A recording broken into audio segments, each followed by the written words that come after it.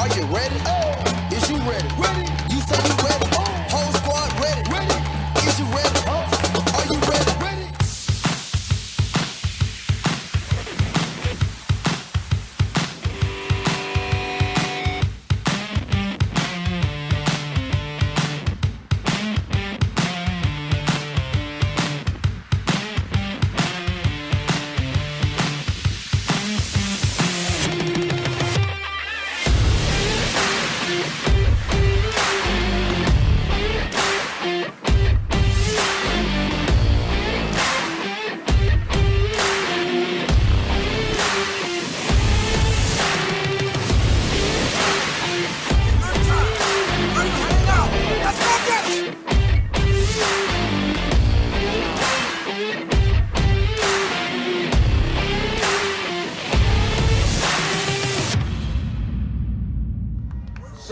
From Human Stadium on the campus of Tulane University is Fighting Patriot football via YouTube on JohnCurtisPatriots.com. This year, John Curtis Christian School is celebrating 60 years of excellence and is continuing to build champions for life. Tonight's pregame is sponsored by Proud Yogi's Bears. Walter and Bill Sanchez, class of 1977, and younger brother Chris Sanchez, class of 1980. Proud Yogi's Bears, proud sponsors of Fighting Patriot football. Alongside fellow John Curtis Christian alums Danny Wimprine, Rob Uter, Gordon Hebert, I'm Kevin Fayard. Tonight, it's senior night in the District 9 5A Catholic League Championship between the John Curtis Christian Patriots and the Edna Karr Cougars. The Patriots, ranked number 6 in Class 5A by the Louisiana Sports Writers Association, are 8-1 on the season, 5-0 in district play. The Cougars, ranked 2 in the same poll by the Class 5A Sports Writers, are 8-0 on the field, however 5-3 officially, but 5-0 in district play. Last week, the Patriots beat Brother Martin by the score of 24-13, while the Cougars beat Rummel 35-14. Danny, as I bring you into tonight's broadcast, this season ending could have planned out any more perfect than what we had hoped for early in the season when we saw the schedule. The Patriots, Cougars, undefeated for the district championship, but for the Patriots to beat a very, very, very talented Karr team, offense has to have long drives, no turnovers, got to get points every time they have the ball. The defense, keep everybody in front of you, make the tackles, get some turnovers, and then special teams. Precious points, field goals, PATs, and definitely have to cover the kicks because in recent years, kickoff coverage is what's been the difference of the ball game with the Cougars winning. Very good ball game tonight, we're hoping. The media has already pretty basically crowned Karr, the Class 5A champions. They are loaded, but hey, the Patriots are 100 out for bear, so to speak, tonight. Your keys to victory for the Patriots. Well, looking ahead earlier in the season, and when we first got the schedule, we knew that this would be the battle of the year. We knew that we had a tough schedule coming up, which would really prepare us for a game like this. Big physical ball game, athletes all over the field. So I really love the schedule that we've played this year to get us ready for this. Win, lose, or draw tonight, you still have to play well in the playoffs. But tonight is the big one. This is the one that you get fired up for. If your juices can't get flowing for this one, you shouldn't be playing. There's no blood flowing through your veins. This is the one that you're excited for throughout the season. Back in the day when we used to play Karr was not the foe that they are tonight. We used to whip them. Now Karr has all the athletes on the West Bank. They're getting everybody. The coach has done an outstanding job coaching these young men. They have like you mentioned, they have athletes all over the field. You have to protect yourself in the kicking game. You have to be able to kick that thing through the end zone, play well on special teams, cover with your hair on fire, and you mentioned the precious points. We missed one last week. We're able to make it up. Anytime you are able to kick an extra point, got to have it. Anytime you go for 2 points, got to have it. Anytime that you line up to kick a field goal because your offense hasn't been able to get you those points, you got to be able to have those points because in the fourth quarter, that's what we're planning on this game to be. Who's going to have more character in their football team, who's going to be better conditioned, and who's going to be ready to rock and roll and have the heart to sustain in the tough fourth quarter of a game. So very, very excited about this one, offensive and defensively. We know that offensively they're going to have athletes all over the field. They always have. They're going to spread you out. They're going to throw the ball up in the air. We actually found some raindrops here early. It was raining on us a few minutes ago, so don't know if that's going to be a great equalizer for us or if it's going to stop and be dry out there on that turf tonight. Obviously, the field turf really, really nice here at Yeoman Stadium, so obviously won't be a problem. But you have to worry about it playing with those wet balls, throwing them around all over the park and seeing what you could do. But a lot of times they're going to spread you out to run it at you as well. So our defense has to play well, get them off the field, and offensively have to sustain our drives. Eat up the clock, do not allow them to have the ball long-term on offense, and then protect the football. Do not give them the ball back with turnovers, silly mistakes. Last week we had some unforced penalties, silly penalties, some turnovers. You can't afford to do that in a game like this. Man, this is the one we've been waiting for. Very, very excited about it.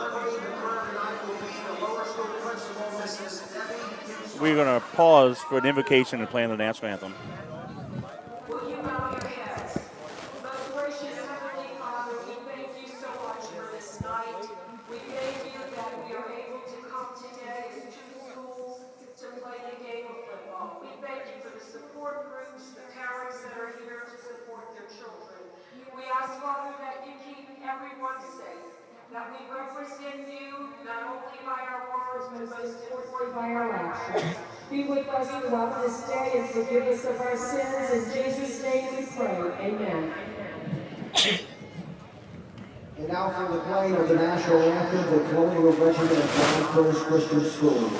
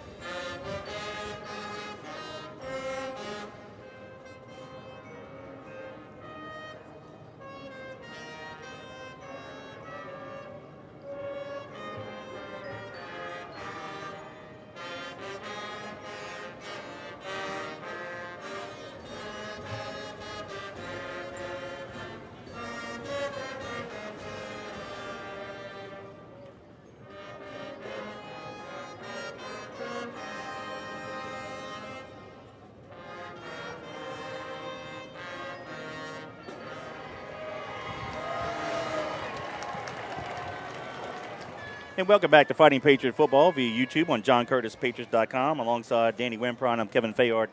That was Miss Debbie User with the invocation and the Colonial Regiment playing the national anthem.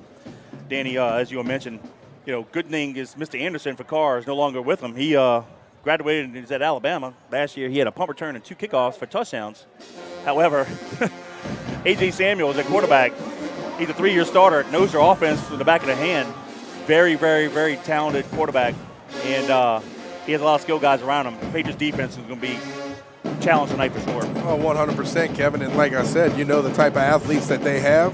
They're all fired up in the end zone right here with their little run through that they do. And I've seen their little run through and their little dog deal that they do down here all over the place. So exciting football game with their band. Brings a lot of atmosphere and excitement to this football game, and they're charged up and ready to go. But like we always said, Kevin, that lasts until you get punched in the mouth. So come out here on the opening kickoff, Patriots, punch them in the mouth. And I think that's really another thing that we need to do. We need to start fast. We need to start early. We need to get on top. We need to score points. We need to, if we're on defense, 3 and out, do not let them drive the ball, come up with a big turnover. Here we go. Let's go get it. And here come your Fighting Patriots at John Curtis Christian School. The Patriots are the home team. They're going to occupy the east sideline, which is across the field from us, Carr and the near sideline. The Patriots in their white helmets, blue jerseys and blue pants, Carr near side, purple helmets, white jerseys and white pants. Again, we want to thank our pregame sponsors, Walt, Bill, and Chris Sanchez. Appreciate all that you do for Fighting Patriot football. Coming into tonight's ball game, Danny, Coach JT's in his 54th season coaching the Patriots. He has a record of 611 wins, 76 losses, and 6 ties. The Patriots lead the all-time series with the Cougars 10-3. However, the Cougars have won the last 2 meetings in 2020 and 2021. And if you guys want to interact with Danny and I during the live broadcast, feel free to send us a text at 504-259-7690. Again, 504-259-7690. Give us your name and location. We'd love to give you a shout-out. And as always, Jeff Bonet, listen to us, and Ponchatoula says, go Big Blue. Thank you for always checking in. And what an atmosphere here at Yulman Stadium, Danny. I mean, if you're just a football fan, high school football fan, of course, we don't mind and we'd love to have you on the broadcast, but man, come out here to Yulman Stadium and watch this great atmosphere and a great game. Well, we talked to everybody last week. You know, if you love high school football, this is the place to be. So get out here, you know, show these kids support, you know, and I'll be honest with you, even just having the Karr band here just kind of electrifies this place.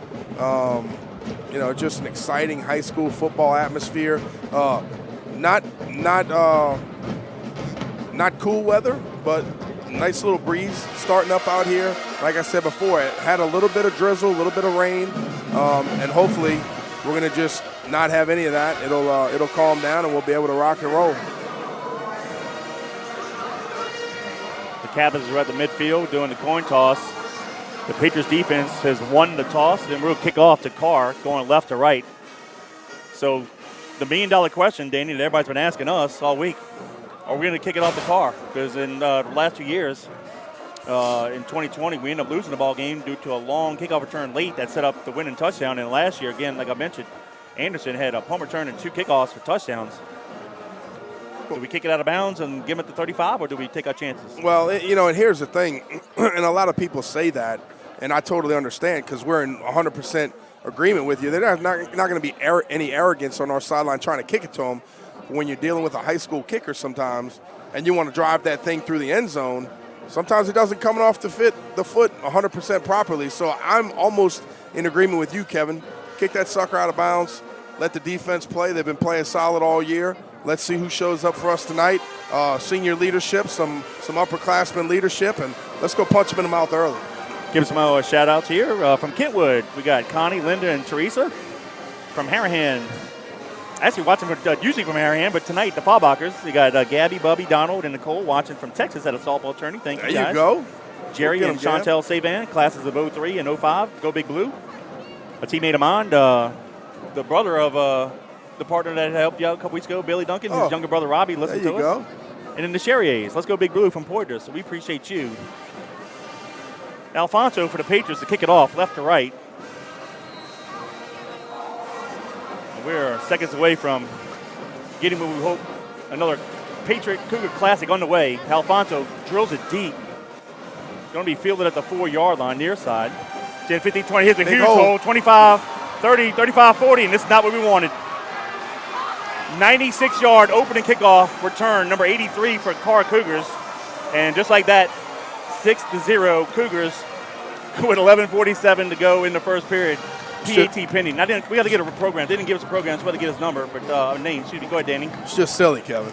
It's silly. Yeah. I mean, We didn't want to do that. But you can't go off of what happened last year and then continue to make the same mistakes. That's why you study history. And obviously, like I said before, we want to kick it through the end zone, but if we can't do that, we definitely need to angle kick more, get it deeper. But like I said before, we're dealing with high school kids. They might not be able to kick it in the end zone every time. So that's just where we are now, Yep. seated behind 7-0. PAT's good, so with 11:47 to go in the first quarter, just like that, Karr smacks the Patriots right in the face. They lead at 7-0. And, you know, when we talked about early, smack them in the mouth early, that's exactly what they did to us. And our kickoff team has to do a better job. And I'll say this, too, Kevin. It doesn't really matter where you kick it. You know, sometimes it happens like that. You got to cover. You got to cover. You know, I could have told you when they got the ball on about the 20, he was returning that for a touchdown because the Red Sea parted right there, and there was nobody in that kick lane to be able to get down the field. So now this is the third consecutive year. That's the 5th return for Karr for a touchdown against the Patriots. Like I was a little kid, 2, 3 years old, wanted to touch the light bulbs on the Christmas tree. My mom and dad said, don't touch it, don't touch it, don't touch it. I finally touched it, got burnt. Yep. Well, guess what? We did it. Hey, Coach Johnny, no more kickoffs. Kick it out the end zone, kick it out of bounds, and let them have it at the 35-yard line. Let's play defense. I will say this, though, Kevin. Their kickoff team or kicker historically is not very good. You can see what they did on the extra point. I wasn't sure if they were going to make it or not. So you know what? Let's do it on our end, too. We got a heck of a kickoff return team. We got some athletes of our own, so let's go punch them back in the mouth. Yep. Hey, Coach Butch Henderson, listen to us from Alabama. Appreciate you checking in. And here's one of your fans, D. Wimp. Shane Sigg, class of 01. What's up, Shane? Yep, he graduated with Ashley and brother. Cougars kick it off deep, far side, going to be Prout Deeper than I thought. from the 11. 15-20, 25. Still on his feet, and it looks like they're going to drag him down near the 20. Oh, keep pushing the pile. Maybe the 30. Let's see what they mark it. There you go. A decent return to Prout. So with 11:36 to go in the period, it'll be 1st and 10 Patriots. Coach is obviously maybe mouthing off a little bit too much early. Sideline warning probably coming. Danny, what I didn't say during the pregame, Karr has been so dominant this year. All their victories, the margin of victory has been double digits. The closest margin of victory they had was just 2 weeks ago against Jesuit. That's right. 16 points. So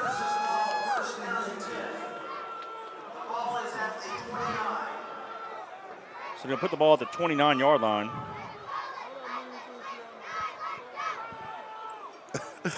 I can't say anything about the officials anymore. We're going to talk about that later, but Bruno, the quarterback, under center. Here comes near side, hands it off to Johnson, and he might got the 1 yard to the 30-yard line. 2nd down 9. well, the big offensive line has to come off the ball early, Kevin. You know, show your dominance early. We got some big boys up front, and they've done a fantastic job all year. Really challenged a lot last week and the week before. But, you know, push on those big Karr Cougars early and sustain drives like we talked about.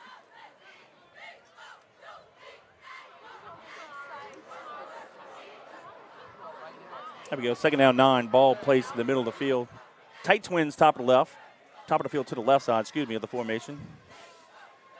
We'll send him receiver in motion near side. That's Turner, tries to turn the corner, and he's going to lose 4 yards. Yep. Danny, that's very hard. When you got an athletic team like Karr, stringing those kind of plays left and right, you better hit those corners quickly. Well, think about it this way. You know, they're so athletic, and what you did there is you basically took the ball and you tossed it 7 yards deep in the backfield and tried to beat them to the corner. Those guys can run inside out. But I like the difference in pace there of calling a different play than Karr has probably studied and seen from us. I don't mind that at all. But, yeah, like you mentioned, they're going to be able to run sideline to sideline. Loss of 3, back to the 27. It's now 3rd down and 12. Patriots, too tight, split top of the field. Everybody in the box. Bruno got sacked. Lost a few more yards, so what the punt to the Cougar defense flexes their muscles and says, well, no, Patriots. What I was getting to, Kevin, is everybody in the box. Tyler Mitchell was outside one-on-one coverage as a receiver, and it looked like we may have tried to pull up and throw right there. And the safety's in the box, heavy and involved. So when you got 10 guys in there, you have to see what you can do in the air, and right there they did a good job of getting to us. Alfonso to punt it. He'll stand back around the 7-yard line. Nice snap by Dudenhofer. Beautiful kick. Good Going bounce. to hit around the 50, but takes a Cougar bounce. I think it hit on our heel possibly. Yep. And we're going to down it at the Patriot 48, so the Cougars have great field position. 9:32 to go in the quarter. 1st and 10. Cougars from the Patriot 48, they lead at 7-0. Well, it's going to be our first opportunity to see Karr's offense, the highly explosive offense that they have. And, you know, I'm excited about that, and I'm really excited about our Patriots defense. Boys in blue just doing what they need to do. Obviously, a lot of high anticipation for this one, Kevin, defensively. Hopefully they come out with their game hat on, ready to go. Yeah, empty formation back here for Samuel. He'll be in the shotgun, 3 receivers right, 2 near side. And we jumped off sides. Goodness gracious, defense. How do you jump off sides when they do the Meerkat offense and we jump off sides? Not only that, I'm pretty sure they didn't do anything different than they usually do on film that you watch every week, you know, going up and down in position. So, you know, a little anxiety, I guess you should say, Kevin. Got to get the jitters out early, get the nerves out early. It happens. Well, gave him free 5, so now it's 1st and 5 from the 44. Quarterback 6 yards deep in the shotgun. Well, Samuel steps up in the pocket. Now he's in trouble. We got him. Good job. And is that Brooks? Let's see, who got him on there? Yes, it's Mr. Brooks. Great he looks job. Healthy.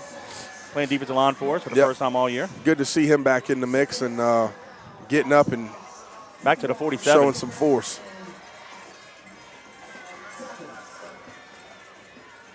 They quickly line up. They'll hand it off right up the middle. Give it to him. Get up, get up, tackle.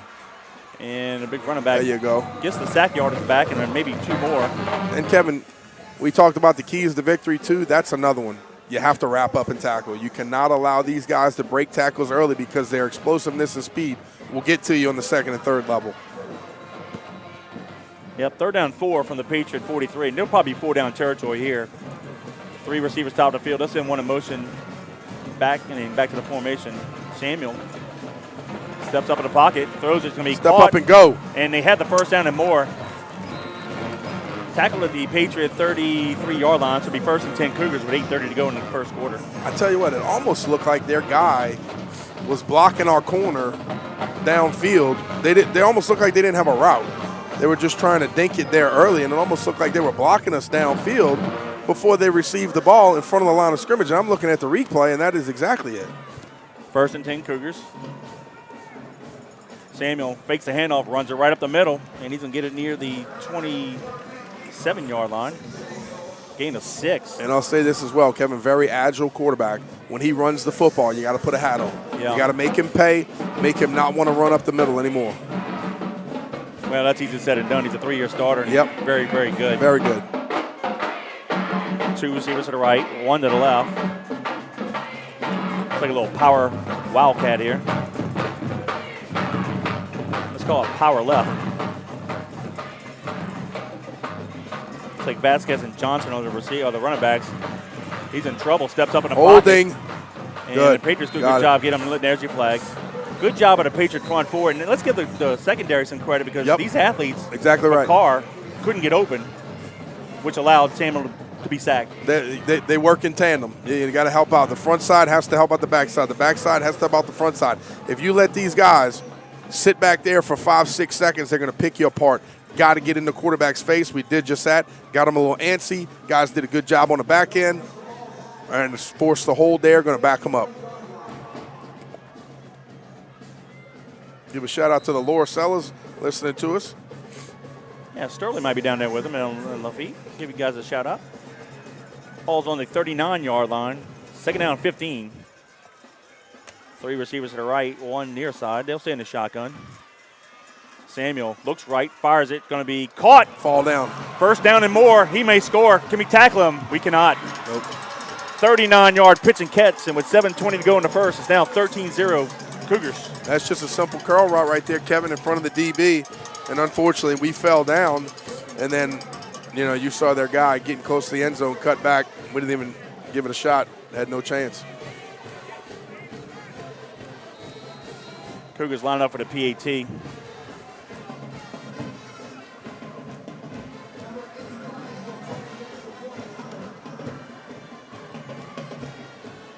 Snap. Plays, kick is up. And it's blocked. Good job by the Patriots. Precious points. Yep. Got to have it. Nice job right there. So with 7:20 to go in the first, it's now Cougars 13, Patriots 0. And, Kevin, how important it is for those precious points. And think of it this way, too. Obviously, they've got the momentum. Return the opening kickoff. They go down there, throw the ball, get another touchdown. But just that little bit of a block extra point can elevate your sideline a little bit to make you say, you know what, we're 2 touchdowns down. Let's go get it. Let's kick our extra point. Let's be up by a point. Let's go, let's go. So good job right there. Precious points. We talked about it in pregame. Game like this, you got to rock and roll. Good job right there, at least blocking that extra point. And they are up 13-0. You're listening to us live on JohnCurtisPatriots.com. And if you hear me today, I'm definitely a little stuffy.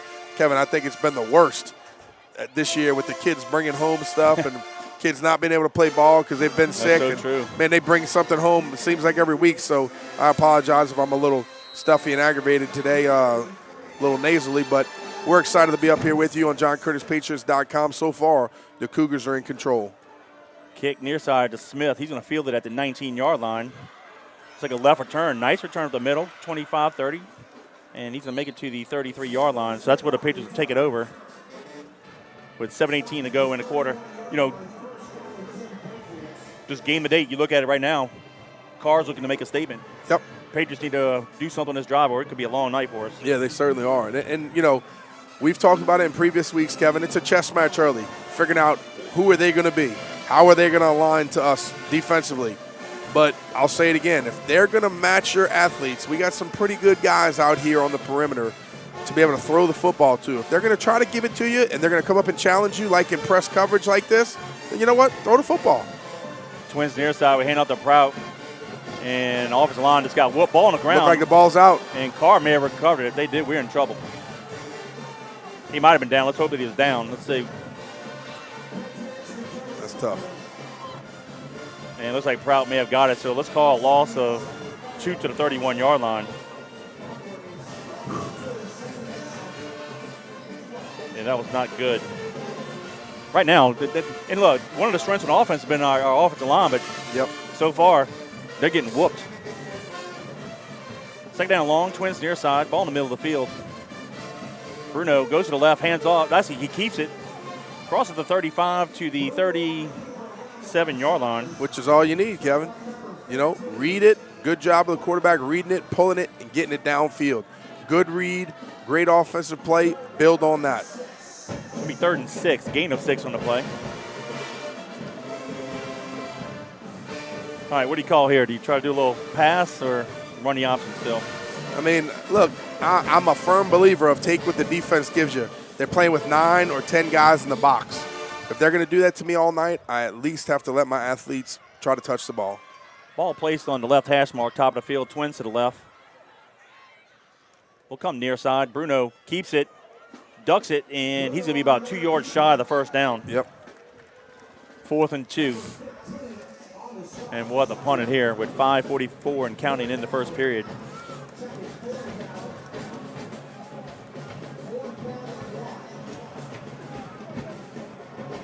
We're going for it.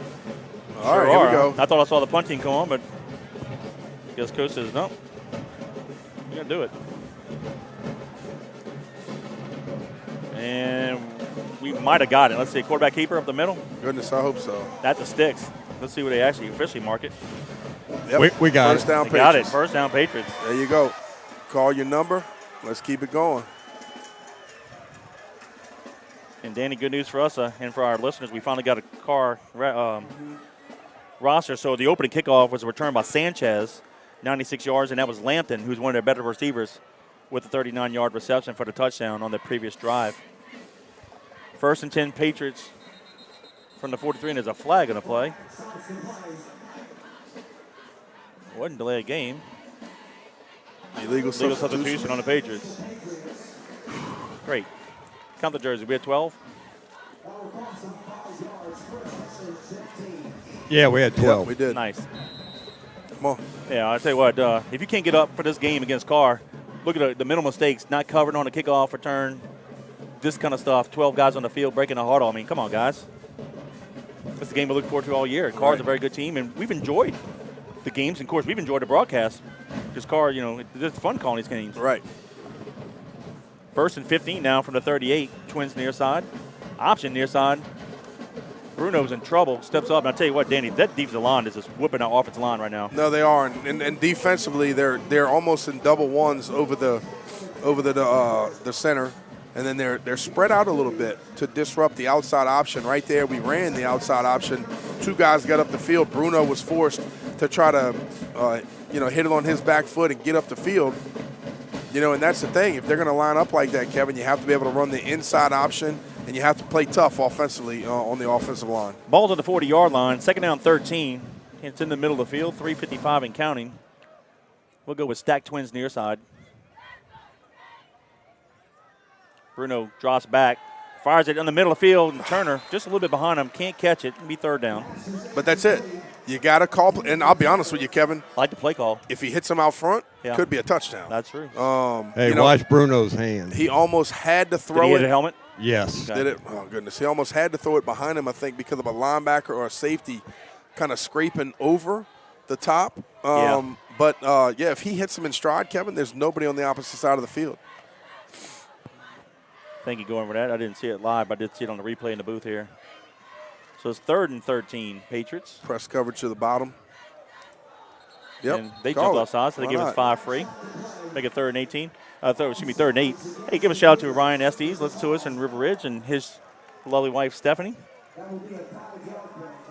Owners of our halftime sponsor, Bobby Seafood in River Ridge. Yeah, look, the kid said yesterday, I said, what do y'all want to eat, Ash? Come on, what do you want? They said, we want seafood.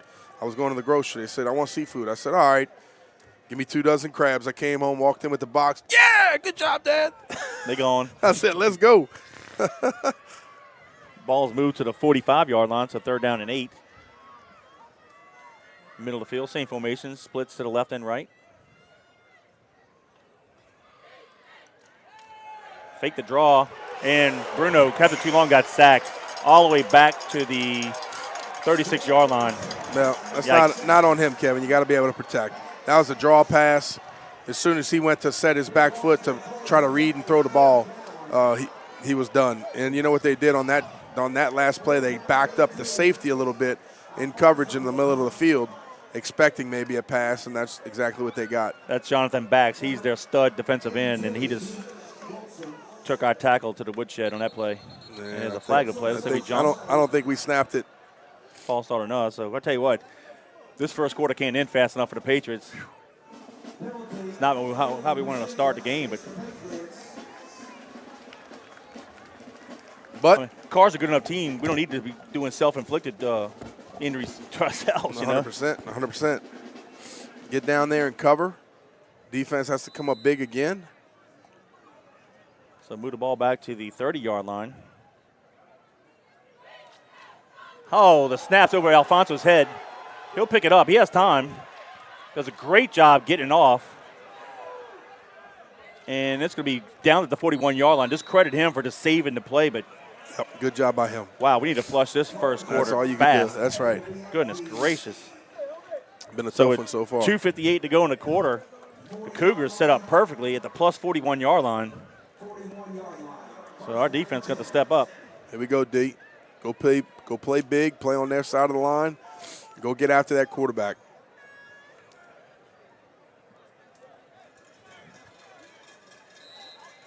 They're going to put Vasquez and Jackson at running back. They'll stay in the shotgun. Twins to the right, split near side. A little power pistol, if you will. Power right pistol, let's call it. He'll throw it far side right, and it's almost intercepted. Hey, way to see it. Way to see it. Yeah, Hayes broke on the ball just a little too late. Just missed it, but that would have been a nice interception had he caught it. But what I like, though, is he's coming up and he's challenging that guy. Yes. He's not way too deep. You know, you've seen it in prior weeks where we've been in such a deep third, Kevin, that they could just catch the flat route or the curl all the time. But right there he came up and challenged him, which I love. Second down 10. Vasquez takes the handoff, goes to the right, cuts it back up the middle, and he powers his way to the 36-yard line. They got to get it to the 31, so gain of 5, second and 5. 2:40 and counting. They do a no huddle, but they're not necessarily in a hurry to snap the ball. Right. Trips near side, split top of the field. Vasquez, he'll line up to the left of Samuel. Now they look to the sideline for the play. Now Vasquez moves to the right. Samuel takes the pass from center, has plenty of room, runs up the middle, and he's going to have the first down or more. Crosses the 30, 25. Got to make tackles, down the 21-yard line.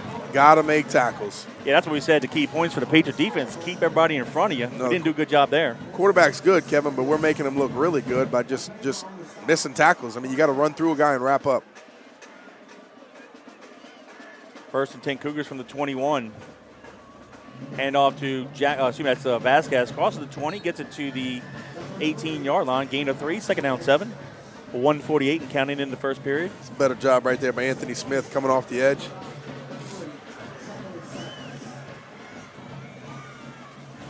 Same formation, trips near side, split top of the field. And Vasquez is the halfback. He'll line up to the left of Samuel. Shooting that's Jackson. They'll throw it near side to the receiver. Caught it. He's at a 10. He's at a 5. Fights his way to the end zone, and he's going to be out of bounds at the 2. That's the number of receiver. Let's see. That's Wilson, number 82. And now it's first and goal, Cougars from the 2-yard line. Yeah, good job. Jason Curtis looked like he saw it out there. Just couldn't get out there quick enough. No, we had guys on the field, can't get off fast enough. They snapped the ball. We are so discombobulated right now. It'll be half the distance to the goal. I don't know if we should have gotten the big guys off the field like that. We got, fat guys trying to run off the field that's slow and trying to get them on in transition. And Carr, like a good team should do, snap the ball. Should just let the guys play or call timeout if you want to do personnel change. 1:17 to go in the quarter. Is now first and goal from the, should be the 1. He hadn't put the ball down yet. There he does, at the 1. So first and goal from the 1 Cougars. trips to the right, split near side. Jackson will be the halfback. He'll line up to the left of Samuel. Jackson up the middle and over the top, and that's in. Yep. That was easy. So with 1:09 to go in the first, it's now 19-0 Cougars with the PAT pending. And right now, Danny, Cars is picking whatever size paddle they want, and they've been in the Patriots over that knee and spanking us pretty good right now. Yeah, this is tough to watch. The good thing about it is, Kevin, we're not even out of the first quarter. I can't say the good or the bad. I'm not sure which one yet. But I will say that we do have a lot of time to be able to step up and make some plays on our end. And that's exactly what we need from him to do.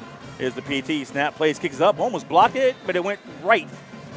So that's the second missed PAT. So with 1:09 to go in the first quarter, it's the Cougars 19, Patriots 0. Kevin, for that score, I want to say thank you once again to Bob Uster Productions. Robbie's always up here in the booth, helping us out, get everything set up before the game, and being a true professional. And without him, we wouldn't be able to do it. So for your next wedding event, anything that you need filmed or edited, give Bob Uster Productions a call, 738-1447. That's Rob Uster up here in the booth, 738-1447, Bob Uster Productions. We appreciate your support of the Patriots. Hey, give a couple more shout-outs. Classmate of mine, Derek Wilson, he and his daughter Evie listen to us on the North Shore. Appreciate you. Oh, and Shay and Frank Pugler watching from LaPlace. Appreciate you guys. Thank you all for checking in. Again, if you want to interact with Danny and I, ask a question, make a comment, send a text to 504-259-7690. Again, 504-259-7690. Just give us your name and location. We'd love to give you a shout-out. Tell you what, this kicker for Carr, he might have to go ice down his leg at halftime. But he's kicking off to us. But he is doing a good job kicking it somewhat deep. Oh, yeah. On kickoffs. Get back, now go. Field at the 9-yard line. That's Smith, 15-20. And he breaks the tackle back to the 15. Got slung back to the 15, so that's what would take it over. 1st and 10 with 1:01 to go in the first. Yeah, you know what? I'll say this. He caught the ball like a receiver. You got to get back and catch like you normally should. Yeah, catch it like a center fielder, like you're going home. But when you get the ball, you got to run. Yeah. You can't set nothing up. You got to go. Hey, Chris and Tony Behan checking in. Appreciate you. Says go Patriots.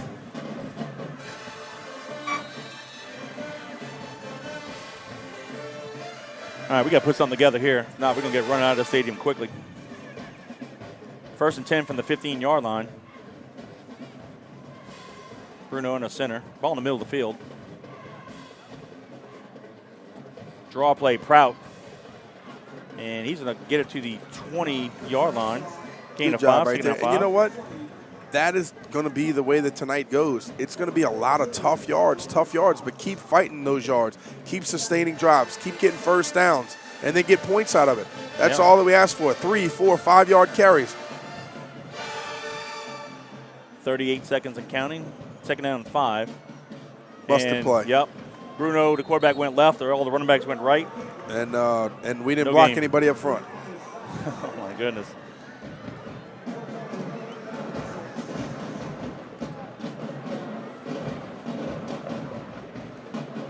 Now probably the last play of the first quarter is be 3rd down and 5. We don't need to run it. I'll say we don't. I'll say we just flush this quarter and start anew. We'll break the huddle. 6 seconds to go. And that's going to be a coach that he said, don't worry about snapping it. And that's it. So after 1 quarter of play, it's the Edna Karr Cougars 19, the John Curtis Christian Patriots 0. Kevin, for that first quarter of action, I want to say thank you to our family's company, River Parish Disposal. We've been around in the greater New Orleans area for 40 years now. So give me a call, Danny Wimprout at the office, for all your commercial garbage needs. Like we've said forever, our business stinks, but it's picking up. Well, the first quarter recap on the opening kickoff, Sanchez for Carr took it 96 yards, basically untouched. They added a PAT. And basically, it was 13 seconds in the ball game. The Cougars were up 7-0. Patriots went 3 and out, and the Cougars had a short field with 7:20 to go in the first quarter. Lampton, Samuel hit Lampton, which was basically like a 5-yard out route, 10-yard out route, but he caught it, turned over the sideline, and made it a 39-yard touchdown pitch and catch. The Patriots blocked a PAT, and that put the Cougars up 13-0. And with 1:09 to go in the quarter, Jackson had a 1-yard touchdown run. The Cougars missed the PAT, and that's where we stand as we begin the second quarter with the Cougars beating the Patriots 19-0. Patriots will now be going right to left. The ball will be placed at the Patriots 20-yard line, and it's going to be 3rd down and 6. And Danny, if we don't convert here, it might be an extra long night for the Patriots because we got to do something. And for as good as what our offensive line has been this year, I'm just surprised at how dominant the Cougar defensive line has been. Yep. All right, let's see what we've got here. 3rd down and 6. Bruno back to pass, looks far side, throws it, and it's going to be interference. There you go. Give me 4 more flags. Yeah, Mitchell was the intended receiver, and he was held. He's up in press coverage, and they're going to be physical with us, but that's the thing. You got to get off of press coverage, but he basically, was pushing on us while the ball's in the air, and after 5 yards, you can't do that. So, you know what? If they're going to do that, continue to go at it, Kevin. It's one-on-one coverage, and you know what? All they're doing is they're saying to you, my guy's better than your guy. And you got to say back, well, I got a few guys. So let's keep running this son of a gun deep. Let's put in 5 guys. Let's run them deep. Let's get them tired. Let's run the ball at them, and then let's mix it up. And then we want to punch them in the mouth with a pass. Let's go do it. So the Patriots are the beneficiary of the penalty. They'll move the ball to the 30. So 1st down, Patriots by penalty. Twins near side. Ball in the middle of the field. Huge hole here over the left guard. Let's see if we go that way. What are we doing? I don't know, but Bruno had a busted play. He's across the 42 like to the mask. 44. Yeah, I don't know. It's the second time in this Second drive. time it looked like busted play. Yeah, Bruno went left and the running backs went right. So I don't know what's going on in the huddle, but fortunately Bruno made something out of nothing on that. Yeah, good job by him. If it's a busted play, you stick your back foot in the ground, you get vertical. He did a good job outrunning some guys and gain of 13. Pushing the play forward. Same formation, ball in the near hash mark. We'll go Twins to the left near side.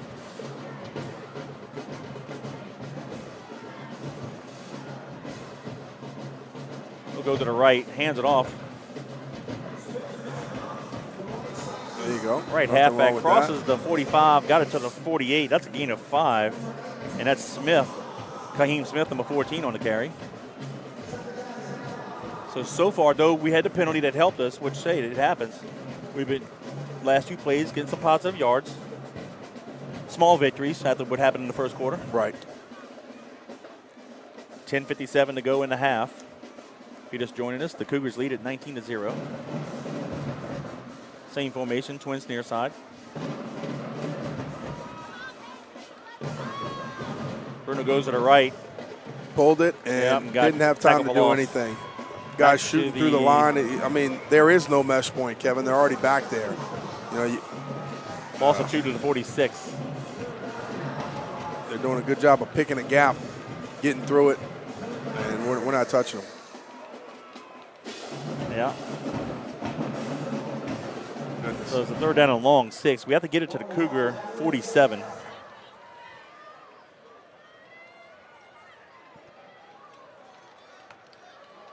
Got our pro formation here. Goes back to pass.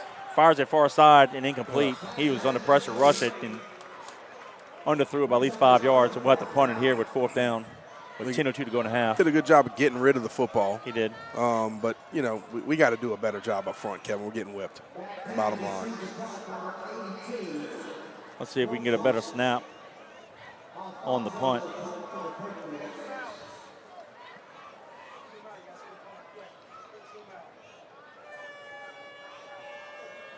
Alfonso to punt it.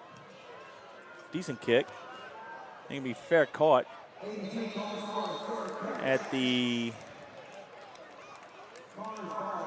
28-yard line. That was Wilson on the fair catch. So with 9:53 to go in the half, 1st and 10. Cougars for their own 28. So let's see if the defense has made some adjustments here.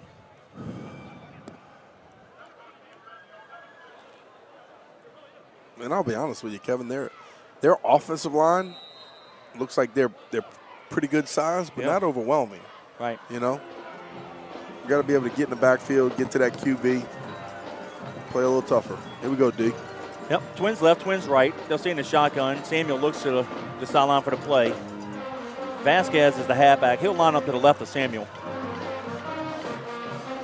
Samuel takes the pass from center, looks downfield. Go! Now he runs his left, has a lot of running room, 30, 35, 40, and he's going to run out of bounds near the 46-yard line. He's so smooth back there. Yep. Our defensive linemen look like they're just trying to keep contained, but we're not trying to get up the field and get after him. Actually, they move it at the 45-yard line, 1st and 10 Cougars. Trips to the left. They'll hand it to Vasquez up the middle. He'll get it to the 47-yard line, gain of 2, 2nd down 8. Good job by Ackle coming off the edge, falling in there.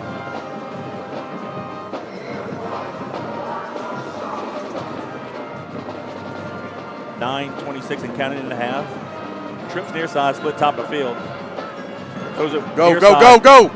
And nice completion. Now tackle. And we can't get him down still. I know he's a good athlete, but get him on the ground, Blue. And it's actually a loss. There you go. Back to the 38-yard line. Excuse me, the 43-yard line. I'm looking at the wrong yard line. I'll tell you, Weibel did a great job of that one. 3rd down and 12, go with ahead. recognition, just taking off, trying to attack outside, keep leverage, and he did a good job of blowing that play up. Lampton, the receiver. We also did a good job of running from inside out. You Trips to got the to left. get multiple guys on the tackle, Yep, Kevin. trips to the left, split near side.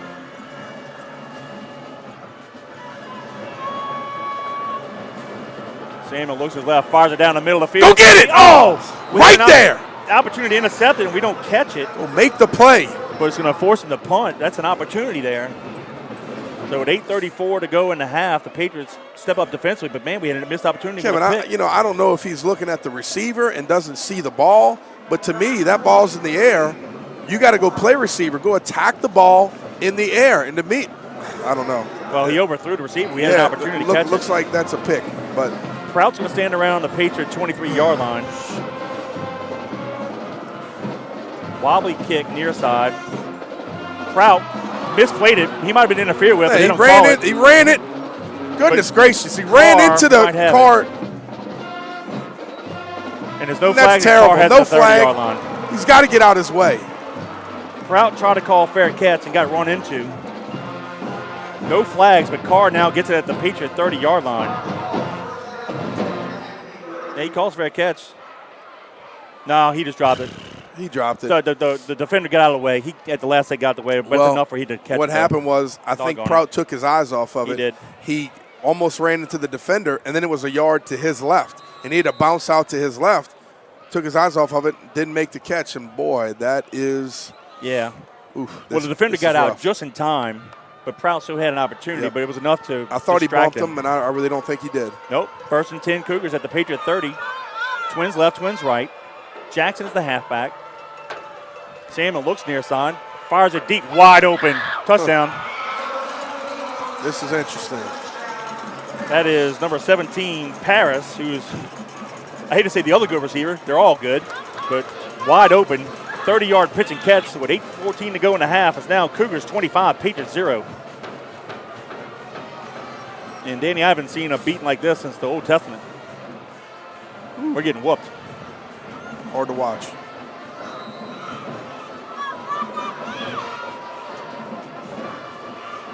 A 30-yard pitch and catch from Samuel to Paris. Cougars line up for the PAT. Snap is high, plays, kick is up, and wow. I don't even. That looks like my tee shot to the left. Yeah, No good. yeah. So they I think- missed 3 I think he consecutive. kicked that one with his knee. Yeah, so with 8:14 to go in the half, it's the Cougars 25, the Patriots 0. I can't even explain that, how it happened. He kicked it to the left. It missed the end. It wasn't even blocked. Yeah, I thought he was going to block He it, mishit it. and it missed the blocker. It went so far to the left. But Kevin, we gotta figure something out, buddy. We got to stop the bleeding. You know, wish I had an answer for us, but we just got to play tougher. Got to play more physical up front. That's the bottom line. Well, I can tell you right now. And then obviously that was a busted coverage Well, on the back end. This is just a statement game from Carr. Yep. They just come out and flexing their muscle and say, you know what? We're the new kings of the hill. And they're taking us behind the woodshed. They're pounding us. That's all there is to it. I was expecting a classic that the Patriots and the Cougars have had in recent years, but so far, it ain't that.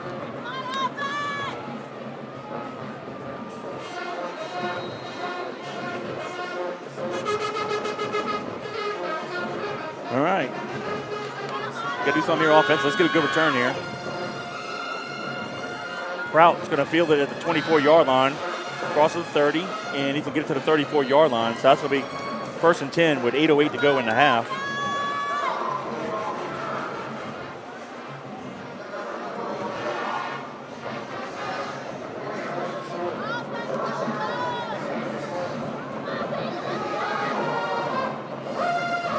But it looks as entertaining in the Carr band's here. Yep, that's good news. But I will say, Kevin, that we just need to do the exact same thing. Yeah. I hate to say it, 25-0, you got plenty of time because you're still here in the first half, but it's the truth. You got to sustain a drive and finally get some points on the board. Big split from tackle to tight end, Kevin. Yep, sure is. Bruno checking off.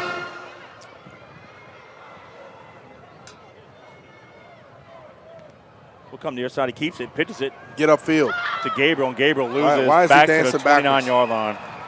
Mm-hmm. I'm not sure why, but he almost looked like when he caught the pitch, he went backwards. You got to knife it forward and go downhill. There is no turning around and running around this defense. It's a busted play. Get all you can get and go forward. Loss of 5, back to the 29-yard line. 2nd down, 15.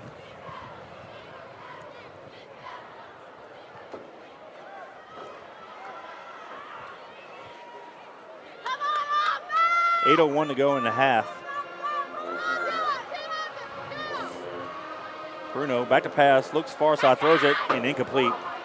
Basically threw it at Turner's feet. Well, he's just not on rhythm right now, Kevin, No. and understandably so. He's been getting hit in the mouth all game, but it's a 3-step drop. I don't know if Turner went a little bit too deep or we're just not on rhythm. The ball came out early, but don't have the connection, which makes it even tougher, Kevin, because like I said, when they're going to match up with us outside, we have to be able to throw the ball and do it efficiently.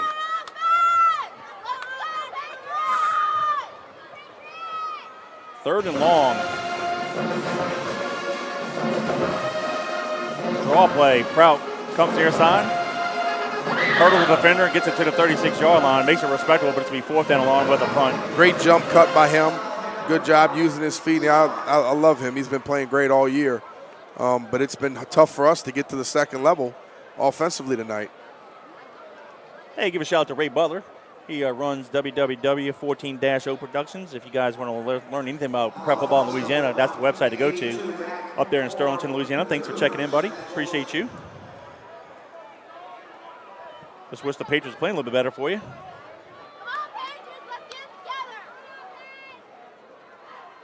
Wilson stands back at the Cougar 35. Another Bad snap, but great job by Alfonso. Decent kick. Comes off the side of his foot a little We're bit. going to get a nice Patriot roll past the 30, and we're going to down at the 27-yard line. So that's where the Cougars will take it over.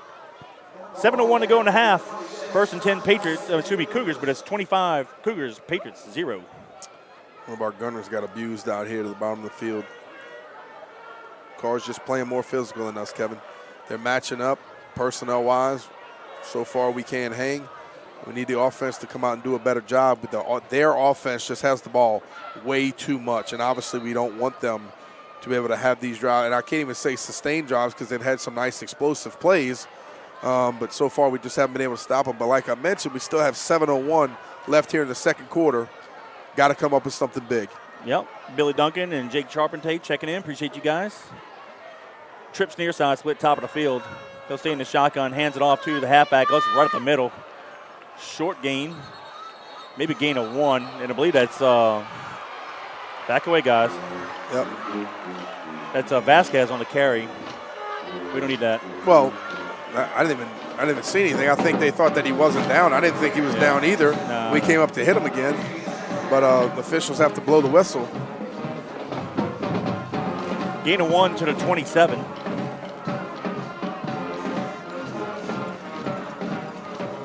Give a few more shout-outs in a second. Same formation. We'll send Lampton in motion across the formation. Hand it off to the halfback. Comes near side. And we're going to throw him forward. That's Jackson. He's a load. He got it to the 35-yard line. It's going to be 3rd down. Let's call it 3. Hey, Juan Monsiváis, watching from Diamond Head, Mississippi. He's at a barbecue festival. He's going to try to win the grand champion this weekend. Go Big Blue and go Bubbalicious. 3rd and 3 from the 28. Trips to the left, split near side.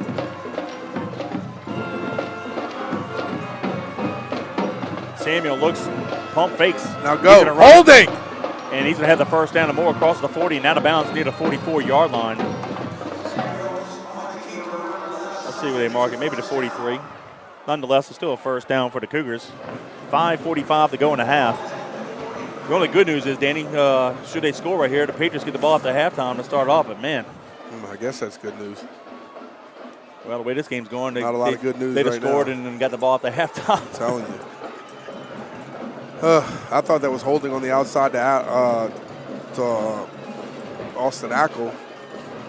Trips near side, split top of the field. They put the ball at that left hash mark. Samuel hands it off to Vasquez, There you go. and he's tackled for no gain. you Now, go. Vasquez's helmet comes off, and one of our defensive linemen's helmet came off, but they weren't hitting each other, so that's weird. So both of them have to come out for a play. It's way to tackle by committee, a little bit better there. DeAndre Jackson, number 22, he'll come in halfback. He's equally as good. Same formation, trips to the right, split to the left. Second down 10. Samuel fakes a handoff, then throws to Jackson, has it wide open, 50, 45, 40, and we're going to drag him down to the 32-yard line. That was an easy play. And as we always say, this can't go broke with profit in the flat, and the Cougars took advantage of that. Across the 50 to the Patriot 33-yard line with 5:11 and counting in the first half. And whatever the Cougars want, the Cougars are getting tonight. Stacked twins near side, split top of the field, a little power pistol. Don't hand it off to Vasquez right up the middle. Gain of 2 to the 31-yard line.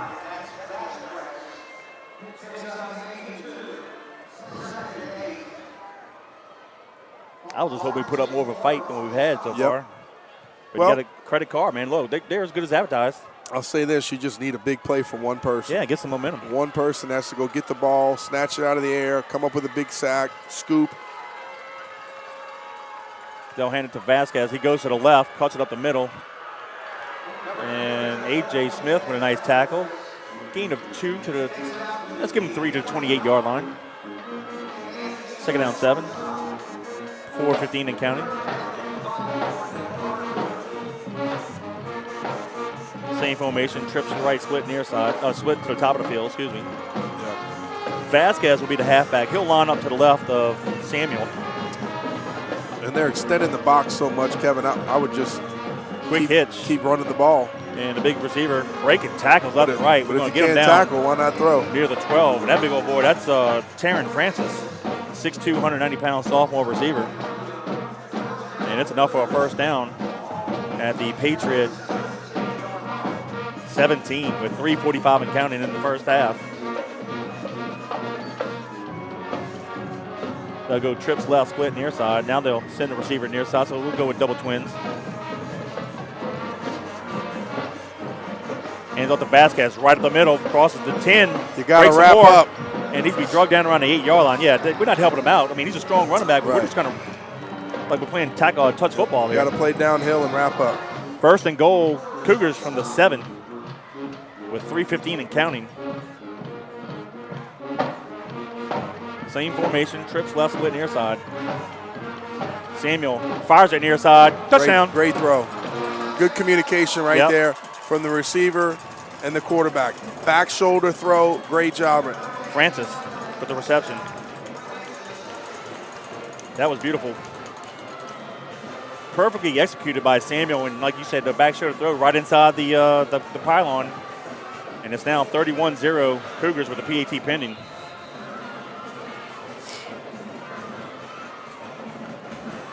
The Cougars have scored in all but one possession. Snap, plays, kick is up, and it is good. So with 3:01 to go in the half, it's the Cougars 32, Patriots 0.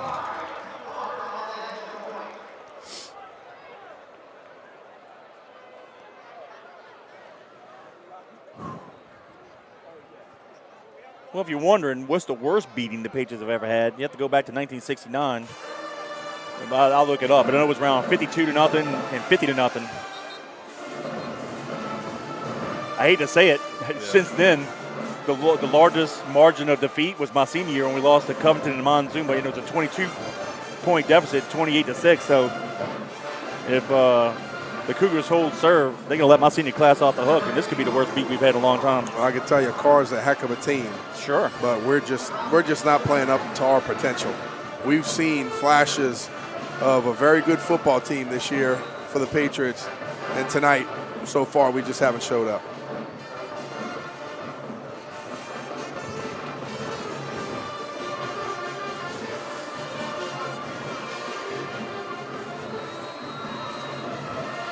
Well, we're getting some workout on our kickoff returns tonight, unfortunately.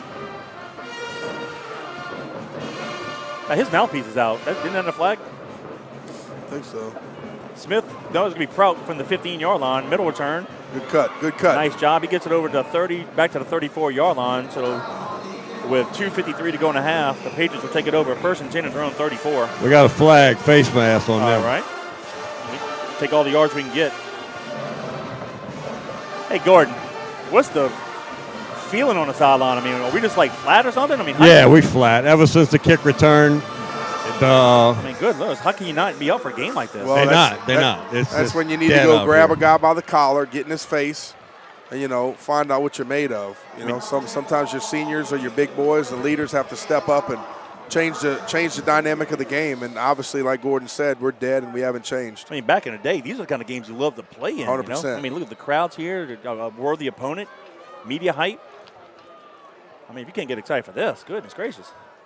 The penalty moves the ball to the Patriot 48-yard line. Ball on that right hash mark. Twins receivers near side. Bruno, the quarterback.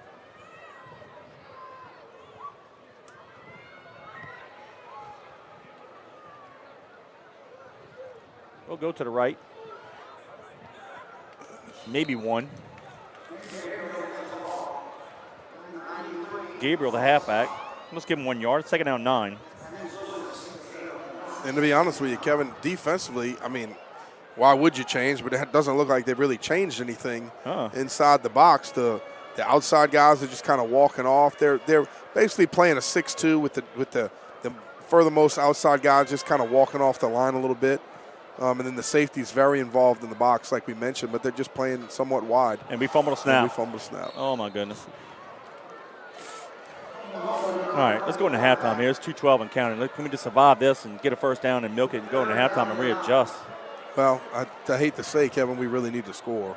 I know. It just looks terrible. It does. But if we don't get any points before half and give a little bit of something of some light of momentum, then we're in big trouble, which we already are. Yeah, 3rd and 9 from the 49-yard line. Bruno back to pass, steps up, fires a post. Oh, has a guy wide open. Caught. Oh, he dropped it. You have got to be kidding me. Goodness. Had it at the 10, would have scored easily, and right as he's pulling it in, he dropped it. You can't throw it any better than that. You can't run a better route than what he did. Just not our day, Kevin. He just dropped it. Not our day. Oh, my goodness. He would have scored. I mean, he had him beat by a good 2 yards probably. It checked him up a little bit on the back shoulder. But, Kevin, catch the ball, buddy. You've been there, done that. Your team needs you. You got to catch the ball. And look, that right there is a microcosm of what First tonight half. has been so far. And we just got to do better. What I do like is that we continue to attack. It's one being down so much, we know we have to score, and we attacked them, and it was there.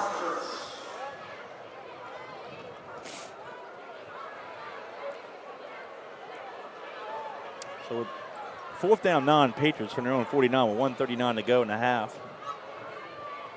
We'll send the punt team back out there. Wilson, he'll stand back at the Cougar 20.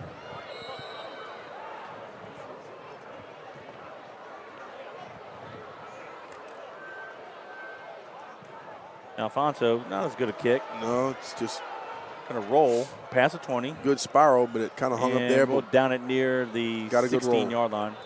So with 127, to go in the half, it'd be 1st and 10 Cougars from their own 16.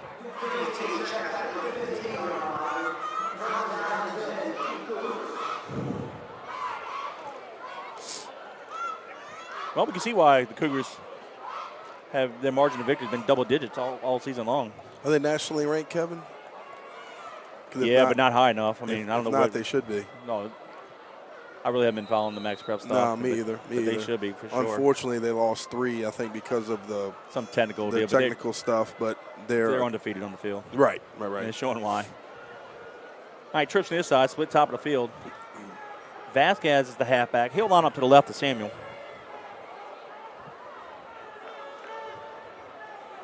Plenty of time. Samuel rolls near side, fires it near sideline, and incomplete. And there's a flag on the play, and Samuel's hurt. Got a hold on them. Okay. Did he fall on the shoulder? No, Samuel's hurt. Yeah, Samuel looks like he's all right. Like his shoulder pad might have pinched his shoulder. Hold on them. Glad they finally called it because it's been a lot more than that. But the difference between them and us, Kevin, is they spread us out so much. And therefore our box is so limited in pressure. We condense everything so they can have 8 or 9 guys in the box attacking the quarterback every time.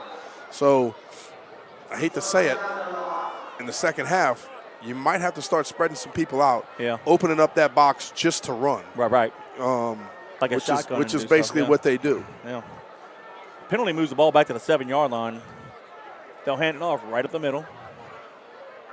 And I believe that is Vasquez. He'll get it to the 10, gain of 3. And, oh, Lord, what happened? What are we throwing flags for? I don't know. Each guy pushed each other with one hand. Yeah, that was it. Yeah, the guy's helmet came off 5 seconds before that. They went up to each other and they pushed each other once with one hand. And they go ahead and throw flags, and they're going to say it's offsetting penalties. I hate that. Can't stand it. They don't know what to call. Nope. Well, they didn't see anything. Yeah, because they happened. realized they screwed up. It was a physical block. The guy's helmet came off, and then they push each other with one hand. Oh, personal foul on them, personal foul on us. Okay, good job. Yeah, we're not going to play anything. Okay. Just don't call it. All right. Ridiculous.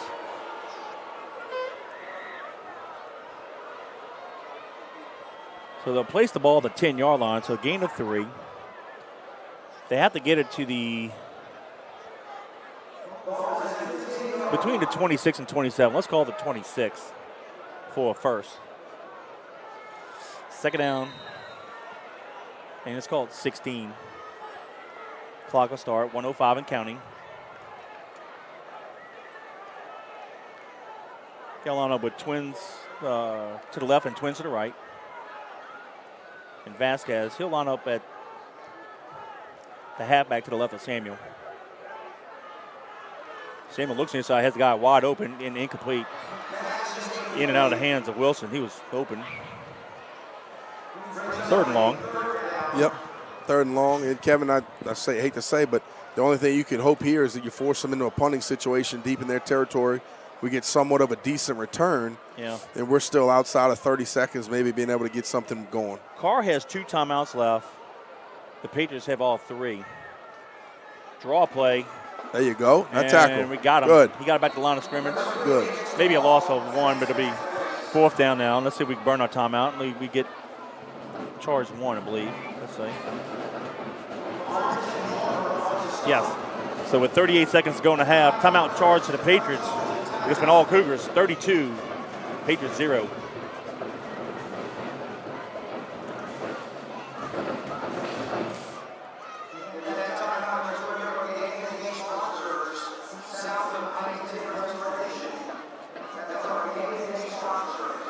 We appreciate everybody listening to us via YouTube on JohnCurtisPatriots.com. If you guys want to interact with Danny and I, feel free to send a text message to 504-259-7690. Just leave us a message and put your name and location. We'd love to give you a shout out.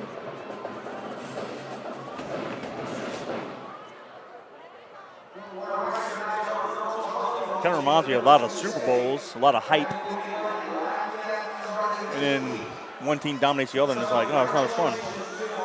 Yep.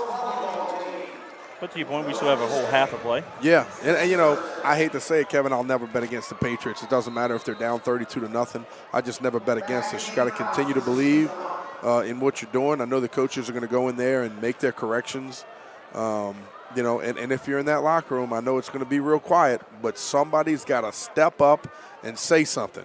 Shock somebody, get them out of the bad habits, and in the groove that we're in right now, we're going to make something happen. Oh, we almost had a block in the back. They didn't call it. No, we pretty much did, and they didn't call Prout, it. yeah, we got lucky there. Prout gets it to the Cougar 37-yard line. So with 25 seconds to go in the half, 1st and 10. This is the best field position we've had all night. And Danny, this is the first time we've crossed the 50. And that was only because of the short field by the Cougars. Ball's at the 37-yard line.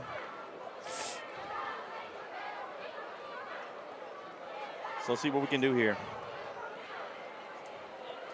But the Patriots got lucky. We definitely had a block in the back. Yep.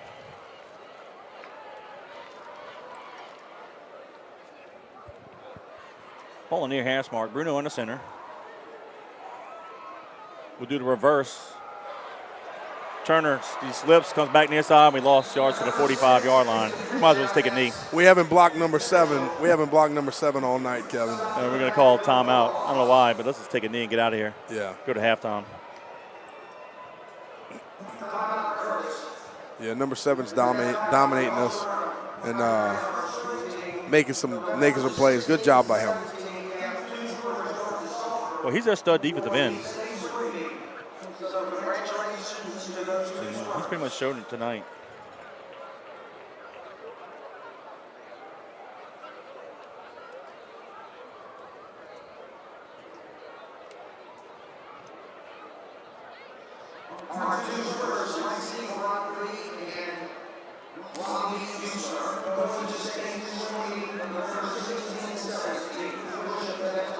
We've got 18 seconds left to go in the half. All right, Mr. Offensive Coordinator, what do you do here? Whew. I mean, I hate to say, you got to do something. You got to get something going. I still attack them, throwing the ball. You know, I think in the second half we might have to extend the box a little bit, open them up, see how they come out and they play it. And if it was me, I wouldn't extend the box at all. I would just go man-to-man across the board. But you got to be able to throw the ball. Twins to the right, we throw it far side. Get out of bounds. There you go. Nothing wrong with that. Mitchell caught it at the 35-yard line. So we got the tackle for loss yards back +2 to the 35. 12 seconds left, like you mentioned. Have Clock will stop. one timeout for the Patriots. Gabriel checks into the game. Proud out. I think Liam Cohen checks in as well.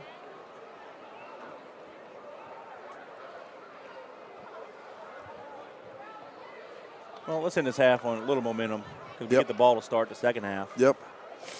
Tight Twins near side. Ball in that right hash mark. Bruno back to pass. Steps up, fires it near side, and it's intercepted. Here they come. Better make a tackle here, boys. And Bruno does with 2 seconds to go in the half.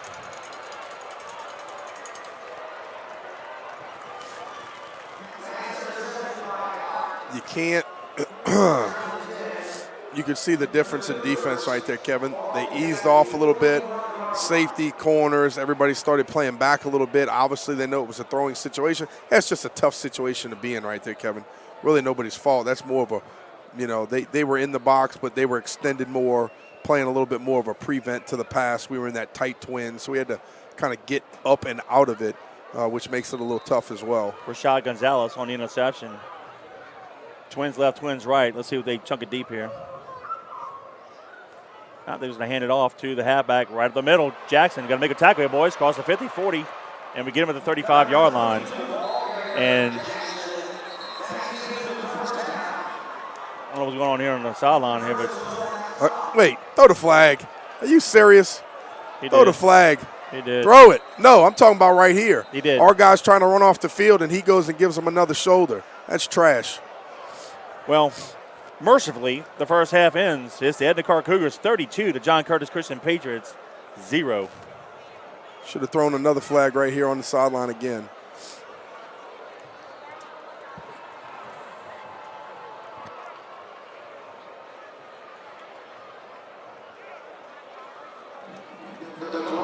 For that halftime of action, Kevin, I want to say thank you to Bobby Seafood, our good buddy Ryan Estes. He's listening to us, talking to us. Bobby Seafood, family-owned and operated restaurant located at 9013 Jefferson Highway in River Ridge. They were established in September 1978 and are celebrating 44 years of business. Bobby Seafood offers daily lunch specials and fresh prepared food, hot delicious po' boys and hot boiled seafood. During crawfish season, Bobby Seafood provides on-site catering for commercial and personal boils. Call Captain Ryan Estes and staff at 504-738-2104 to place your lunch orders and to book your crawfish boils. Bobby Seafood, 504-738-2104, proud sponsor of Fighting Patriot football. Well, here's the first half scoring recap. It's been all Cougars. And when I mean all Cougars, the opening kickoff, Sanchez took it 96 yards to the house. Only took 13 seconds off the clock. The Cougars added a PAT, and that put the Cougars up 7-0 with 7:20 to go in the quarter. Lampkin took it a little reception from Samuel. Made it a little, it's like a 10-yard out route. He turned it into a 39-yard pitch and catch, and that put another 6 points on the board. The Cougars missed the PAT, and that put the Cougars up 13-0. And with 1:09 to go in the quarter, Durante Jackson had a 1-yard touchdown run up the middle. They missed the PAT again, and the first quarter ended with the Cougars leading the Patriots 19-0. In the second quarter, it was more the same. 8:14 to go in the half. There was a 30-yard pitch and catch after the Patriots muffed the punt. Samuel to Paris. They missed the PAT, and that made it 25-0. And just with about a couple minutes left to go in the half, Samuel with a beautiful pass to Francis. Little back shuttle throw right there at the corner in the end zone, front corner in the end zone. The Cougars added a PAT, making the score 32-0, and that's where we're standing at halftime. And Danny, not what we expected. I mean, in the anticipation, this is the match that we wanted. Both teams undefeated. The Patriots and the Cougars have been playing some great games in recent years. Thought it'd be another classic, but it's been all Cougars. Your thoughts on the first half? Well, I mean, it's been terrible. Bottom line, 32-0 down to Carr. I don't care how good they are. We're just not playing well at all.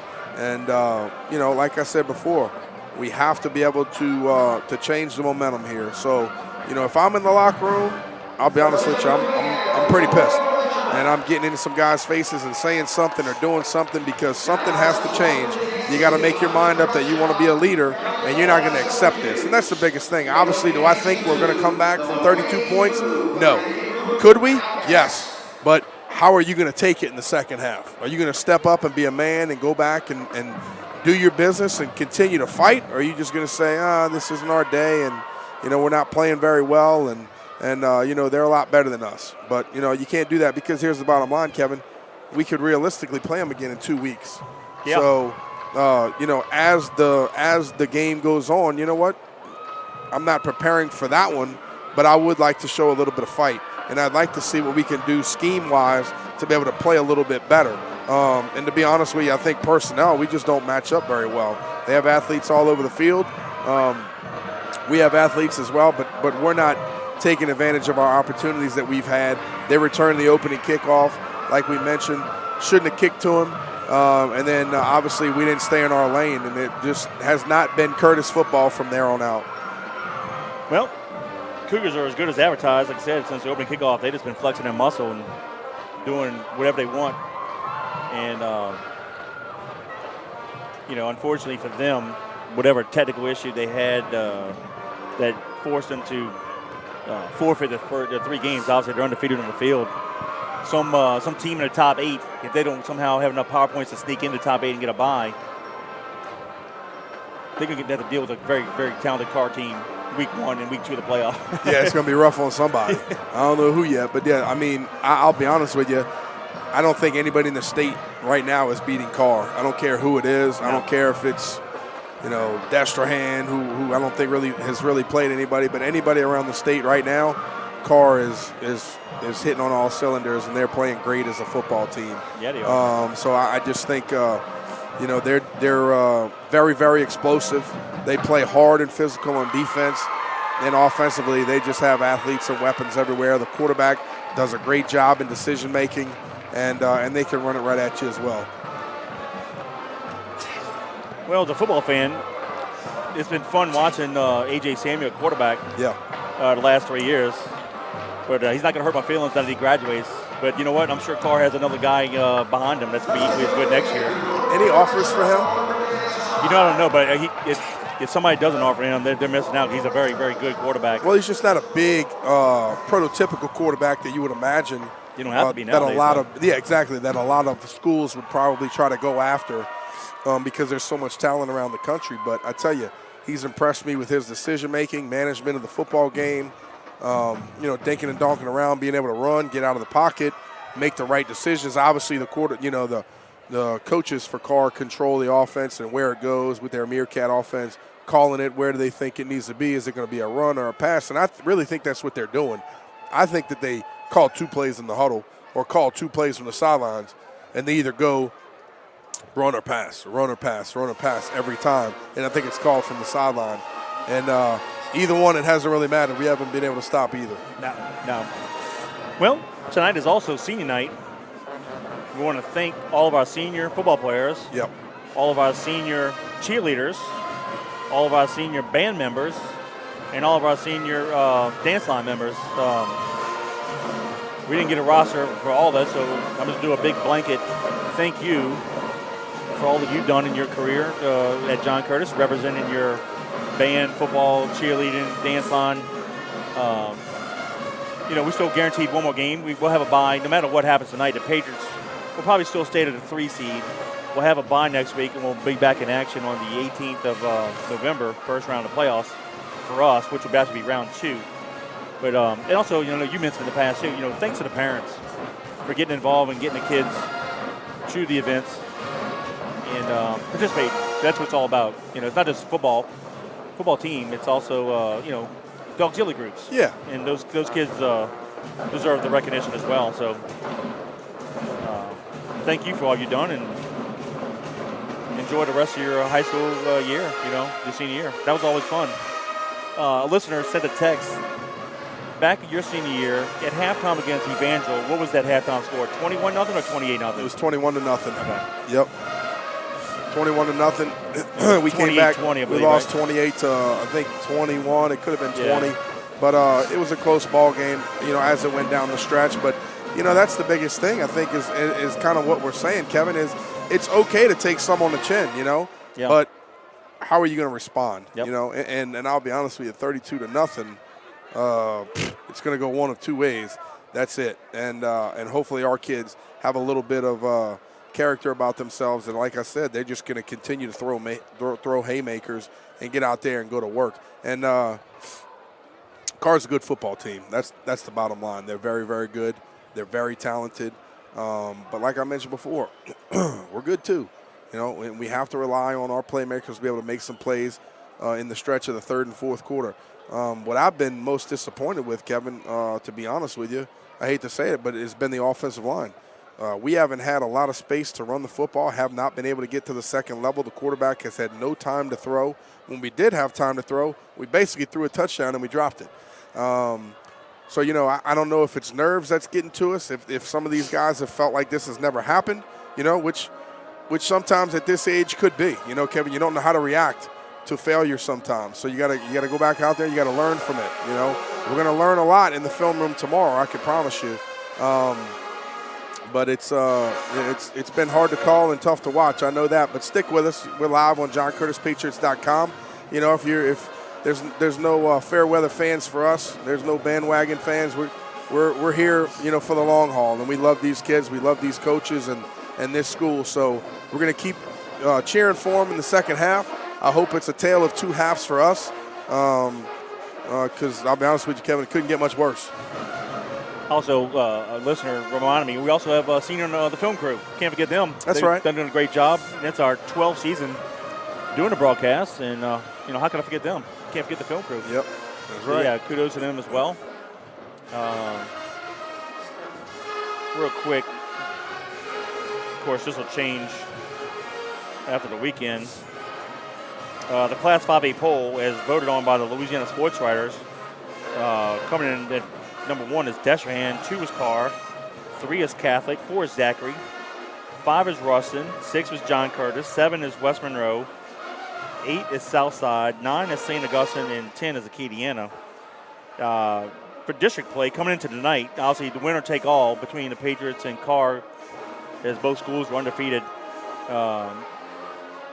Curtis and Karr were number 1, tied for first place. St. Aug's in third with a district record of 3-2. Brother Martin was 2-3. Denton Rummel with a district record of 2-3. Jesuit with a record of 1-4, and then Holy Cross rounding out the order with an 0-6 district record.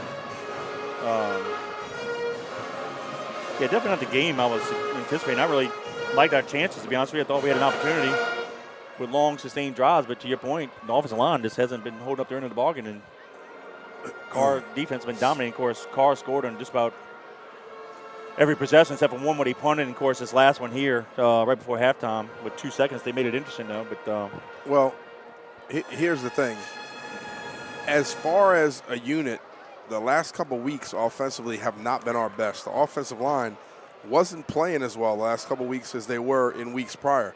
If you would have asked me a month ago, 3 weeks ago, I think we beat Karr. Coming into last week, I still think, hey, it's going to be a great game. I still think we beat them.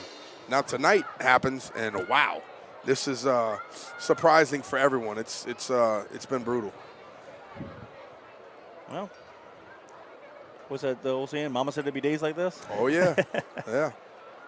Just like I mentioned, though, how are you going to respond in the second half? It's a rough day so far, but you got to come back and fight. Hey, let's give a shout out to Rodney Beloso. He's our post-game sponsor with Hot Rods Creole. He's in Baton Rouge right now, setting up for the big tailgate for the LSU-Alabama game tomorrow. Appreciate you, Rodney. Thank you for your support, Fighting Patriot football, and it's always good to hang out with him, cook a little jambalaya and pasta and make some cracklings.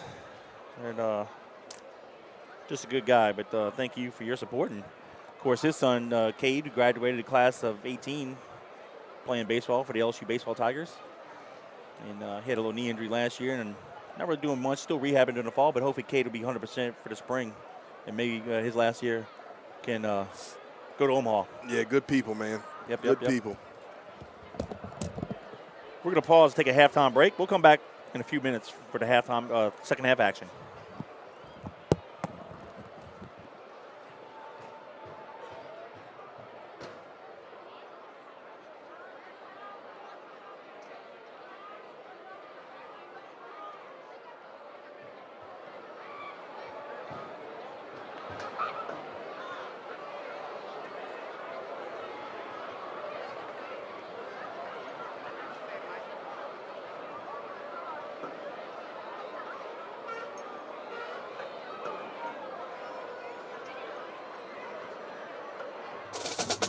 Are you ready? Is you ready? You say you ready? Whole squad ready? Is you ready? Are you ready?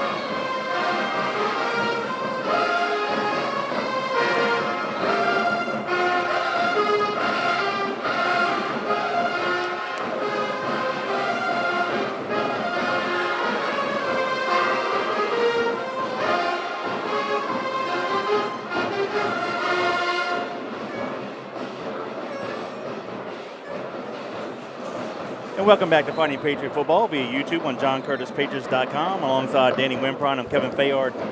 Where the halftime score is the Edna Karr Cougars 32 to John Curtis Christian Patriots 0. And the Cougars, with a victory tonight, will be the District 9 5A champions, champion of the Catholic League. And I didn't say this in the pregame, but Danny, how odd is this? Now, they've had, through the years of the Catholic League, several non-Catholic schools in the league.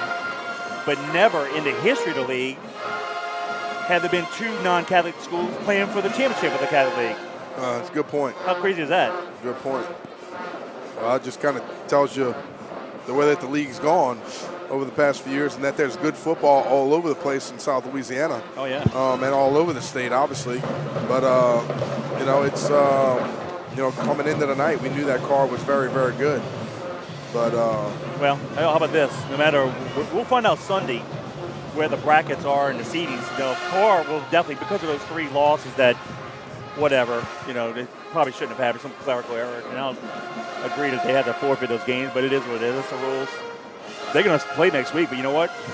They're already in mid-season motion. They're going to be hammering people left and right. Oh, yeah, 100%. There's a chance that they fall in the same bracket with the Patriots. We could play them our second playoff game, which would be like in the quarterfinals or the semis.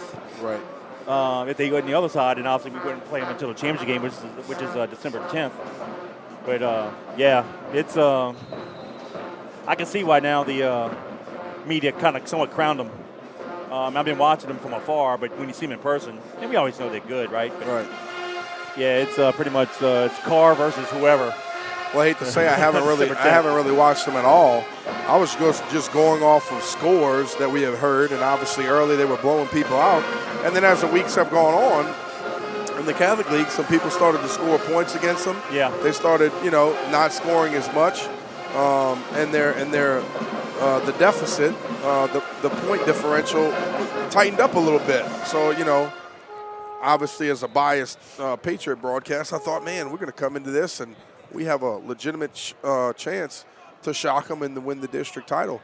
And obviously it's going the 100% opposite direction in the first half. But like I mentioned before, don't ever bet against the Patriots. I'm looking forward to a great second half from us. I know those coaches got in that room, might have ripped them up a little bit, talked about a lot, I'm sure, and coached them up. So let's keep playing.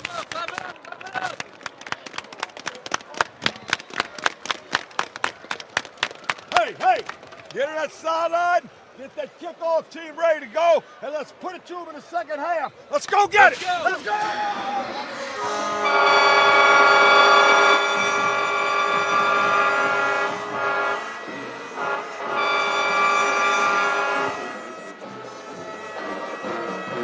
I didn't get a chance to say during the half, of course, you hear Coach JT, and what a great coach he is, but I don't think Coach Bryce Brown gets enough credit coaching the Karr Cougars.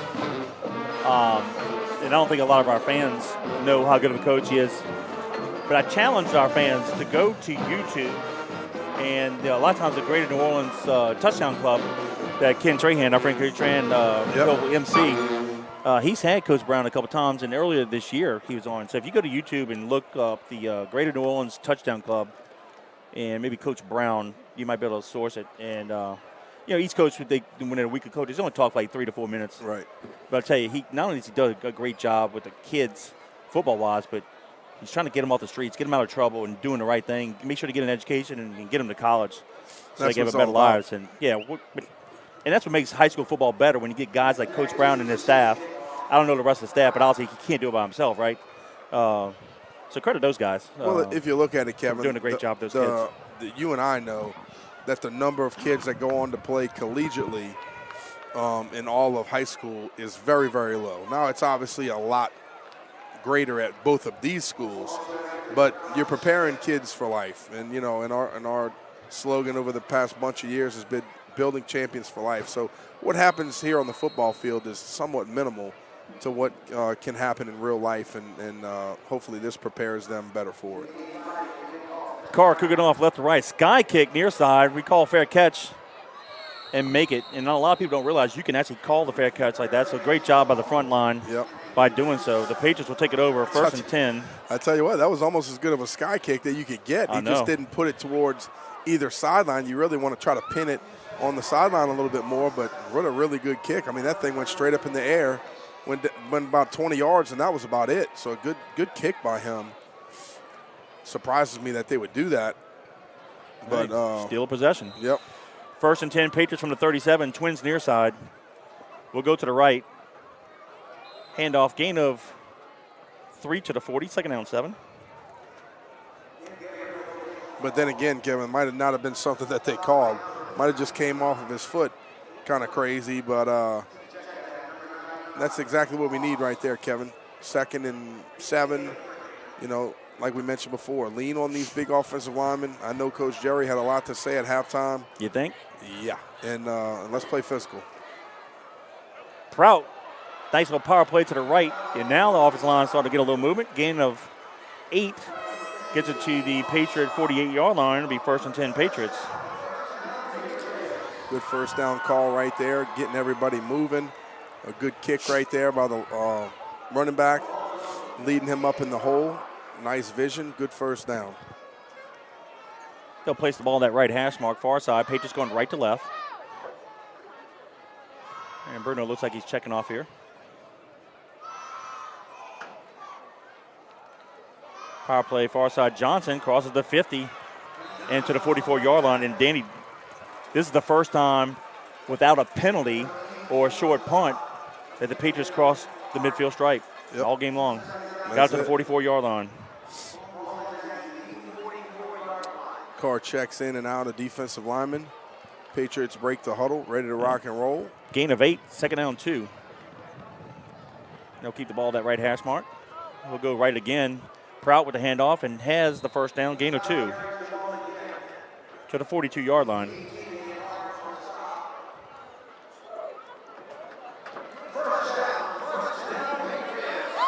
.23 and counting in the third. This is the opening possession of the second half.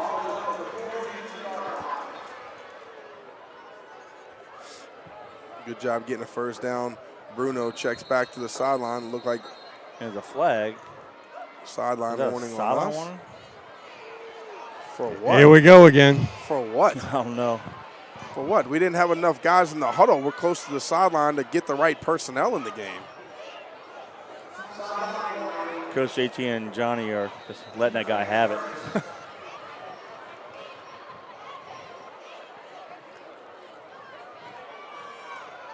Here we go, first and 10, Patriots from the Cougar 42.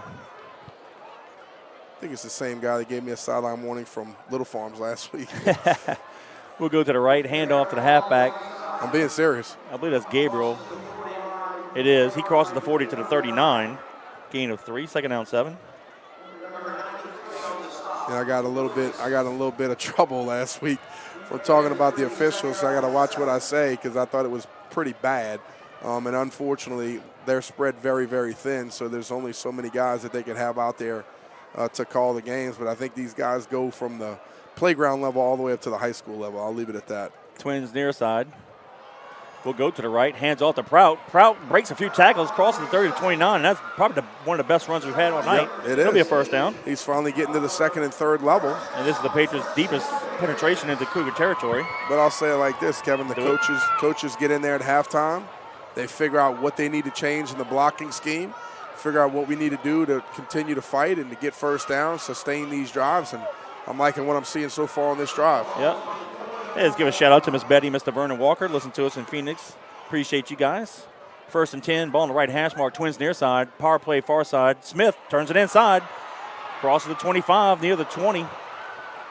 And he's going to be about maybe 2 yards shy of the first down. So I think Coach Jerry Godfrey motivated these Bears. And that offensive line is getting a little more push than they did in the first half. 100% they are. Ball's been marked at the 21-yard line, so there was a gain of 8. Second down 2. 8:34 and counting in the third period.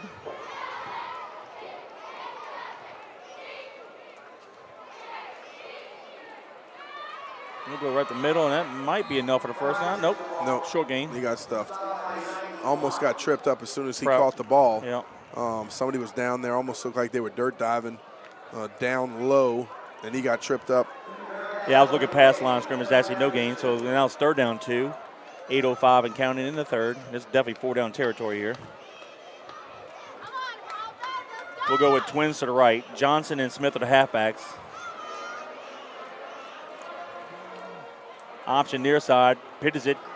Smith. He Johnson should have cut it whiffed. inside. He doesn't. He getting loss of Johnson whiffed. 4 to the 25-yard line. It had nothing to do with the cut, Kevin. The front back just totally missed the block. And right there, it looked like he almost put his head down, 4th and like 6. he was going to run him over, and just totally missed. You know, you got to block with your eyes. So now the ball's at the 21. So we're going backwards here. I hate to say it, we had something on that play, too, I know. Kev. I was looking forward to it. Downhill right Yeah, there. he sure did. And we just totally whiffed. So. And that's been the play where Johnson's been unloaded on. Oh, he's quarterbacks been and killing safeties people. this Yeah, year. it's been fun to watch. 4th and 6 from the 25. Ball on the near hash mark. Draw play. Prout takes a handoff. Get and upfield. He's going to hit the There first you down go. more. Hit it. 15-10. Hit it. And That's a struck horse down collar. near the 8. That'll be first and goal. Good job by Prout. Not a horse collar?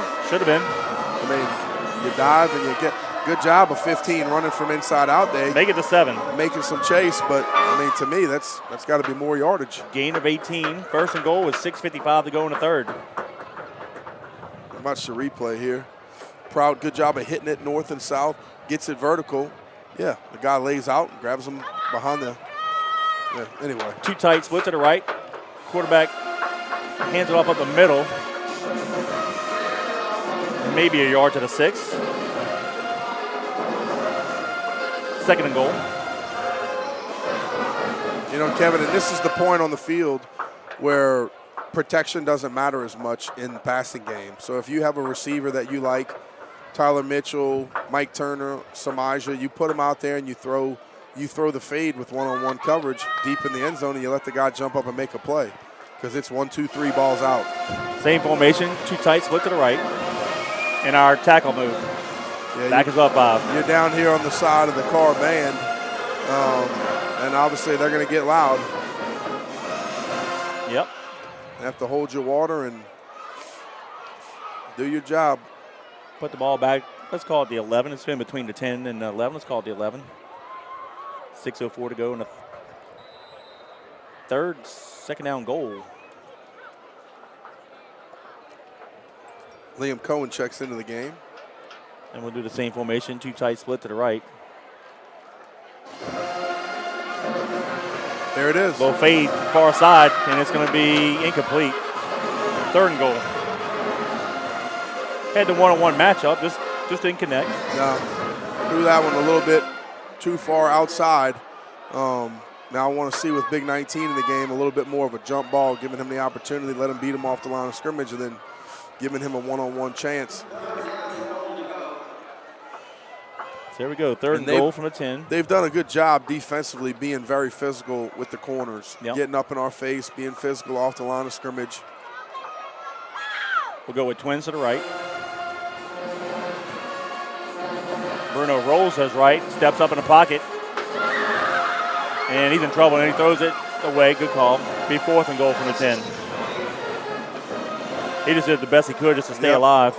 Yep, that was a tough one. First thing is he had to step up in the pocket to get away from the rush and then use a little bit of speed and strength to get away from the tackle initially, and then just kind of try to buy some time and hope a receiver could get open, and we didn't. The best drive of the night for the Patriots. Yep. Hopefully produces 6. If not, it'll stall at the Cougar 10. 5:38 to go in the third. So the Patriots, that was the 12th play of this drive. Be a shame if we don't come up with any points. Play clock's about to run out. Sure is. 2 seconds, and we're going to call a timeout. We do. Yeah. So timeout charge to the Patriots. 5:38 to go in the third. It's the Cougars 32, the Patriots 0. You know, one thing that a lot of people disagree with me on. What's that? But I love screen plays deep in their territory. A lot of people don't like that once you get inside the 20 screen plays. But if you've thrown the ball a little bit, their rush is very, very good. You know, most of the time you see screens in the middle of the field, but I've often loved screen plays inside the red zone. You know, spread them out a little bit, drop back, let that rush get to you and drop it off. And right now, it's as good a play as any. But, you know, don't get away from what gave you success on this drive, Kevin, that power play. Outside and back in, you know, what really, really worked on this drive. And we had some success with it. So in these future drives, continue to block it up and manage. And just on these last few plays, we've kind of had some negative plays that put us in a hole. But it's been our best drive of the night for sure. Yep, give a shout out to Sterling May and Kerry Lauricella and that big old party down in Lafitte.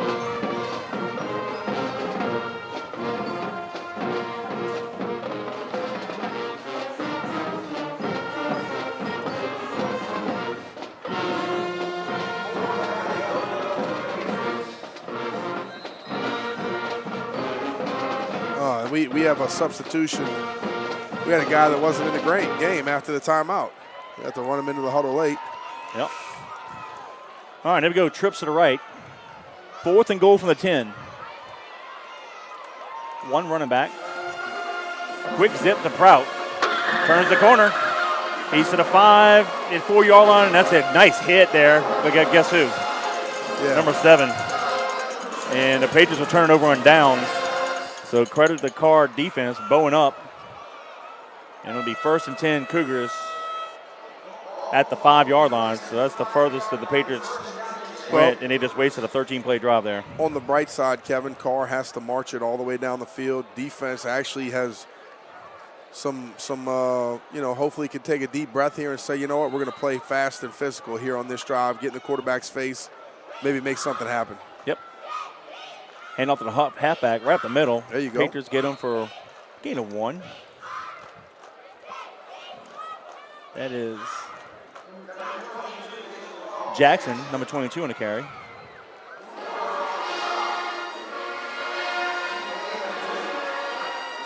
Now they're going to give him 2 yards. 2nd down and 8. Come on, Brooks, go get him. You know, and look, Karr, with a big lead, they don't have to snap the ball as fast either. They can just milk it. Not at all. Well, that would be the smart thing to do. Yeah.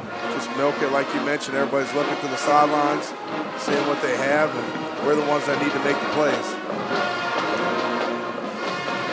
4:48 and counting in the third. The hand off to the halfback, Jazz. He's the first down and more. He needs to get it around the 26-yard line.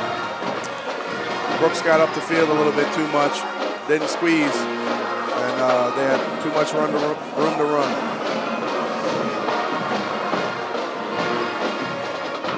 They're going to mark it at the 27-yard line.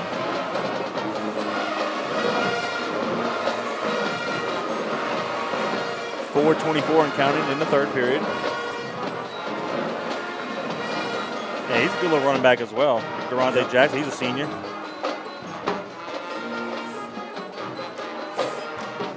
They're just going to run the clock down. 6 seconds on the play clock. Trips to the left, split near side. Jackson up the middle again. Just give him 1 to the 28-yard line. Second down, 9.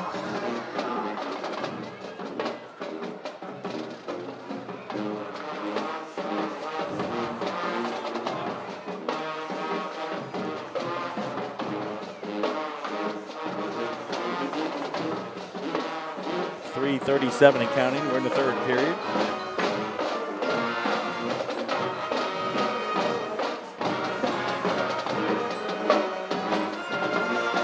And they'll stay with the same formation. 3 receivers to the left, 1 near side. Sound good by the Colonial Regiment. Yeah, check that. Gonna run up the middle. It's a new running back, number 26. Favorite. Kind of built like Jackson. Jackson get lifted with 5'8", 177. Favorite's 5'8", 170. They both run physical right the middle. But he got enough for the first down at the Cougar 37-yard line with 2:50 and counting in the third period. They'll stay with the same formation. It's like Jackson is the halfback. He'll send up to the left. Now he'll go in motion. Quarterback keeper all the way. Yep. Crosses the 50 and more. It's a foot race. Can we catch him? And no, it's a wildcat formation. And it's going to be out of bounds at the 1. That was actually nice run. That wasn't Samuel. That was Vasquez at the quarterback position. He takes it all the way to the 1-yard line. First and goal, Cougars with 2:27 to go in the third. This will be a 95-yard drive when they punch it in right here. We can't get a guy off the field. Can't get guys off the field. Why do we do that? Why would you substitute a big fat guy when they're going to snap the ball pretty quick? Come on, man. That doesn't make no sense. Been doing it all game. Yeah, I know, but that doesn't make it on the goal line. You can't get them off fast enough. It's all about personnel substitutions. It's not that the big guys have to get off. It's just you have to, after a long run like that, everybody's running down the field. It's hard to get guys up, and then they get in and get set, and just let them play. We don't have the big guys off. That ain't gonna matter. You're gonna punch in the right anyway. 2:25 to go. Vasquez gets it to Jackson, and he's in again. His second 1-yard touchdown run. So with 2:20 to go in the third, it's now 38-0 Cougars. All Cougars.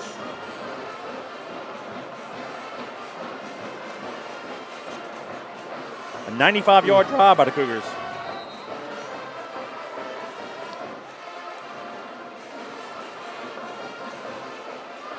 We've had a few of those in our lifetime. Yep. Here's the PAT. Snap is high. Place is up there, and it is no good. Missed the right. I don't know why we didn't block it. We had an opportunity, but didn't do it. Well, here's the biggest thing. Crank down to the ball. Do what your coach should do. We're being lazy and saying, it doesn't really matter. Let's just jump up and hope to block it. That's not what your coach should do. So with 2:20 to go in the third, it's the Cougars 38, the Patriots 0. Wow. I've had, if it maintains, I'll let some people know because there's a lot of, when's the last time this, when's the last time that. Y'all at the same time. Let's let the game play a little bit. And right before the end, I'll let you know.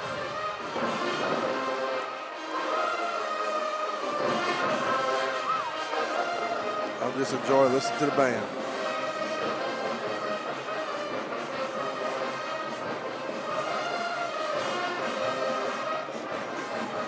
They are entertaining. I love when we go to Berman and play them there because we're always on the Carr side, and we're usually not too far from that band.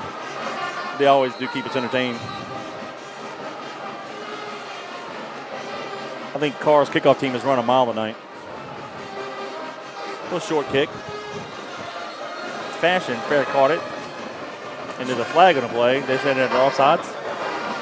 Brad Guthrie just texted. He said he's been in the pantry on a tornado warning. Oh, no. Tough loss for the Patriots, yep.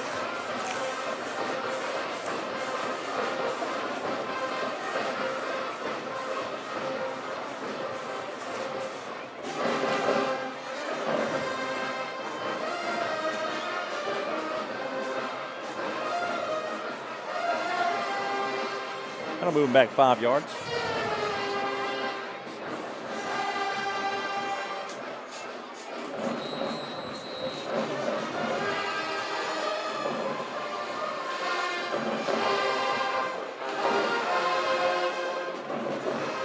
Smith's going to field it around the 23-yard line, a little middle return, 40-45, and tackled at the 48-yard line, and that's where the Patriots will have it 1st and 10.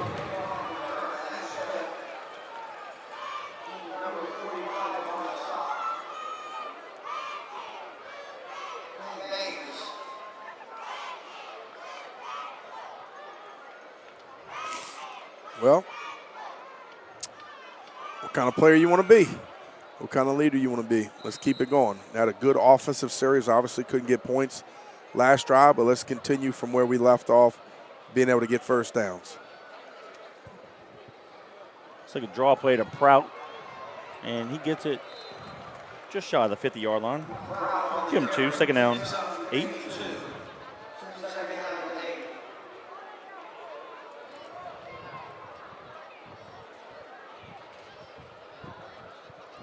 We have a nice breeze blowing through the press box here. Yep.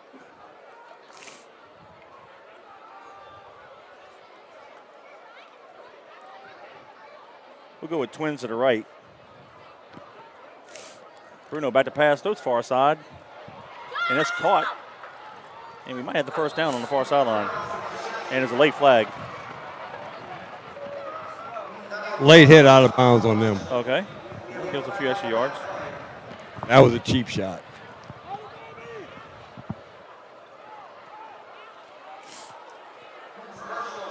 There's a personal foul. So Mitchell caught the pass, got the first down, and now they're going to move it to the Cougar 24-yard line. So let's see if the Patriots could take advantage of it here.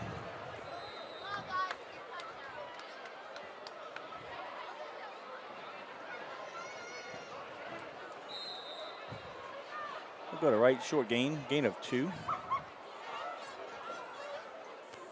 Proud on the carry. 1:17 and counting in the third. Is the Cougars 38, the Patriots 0.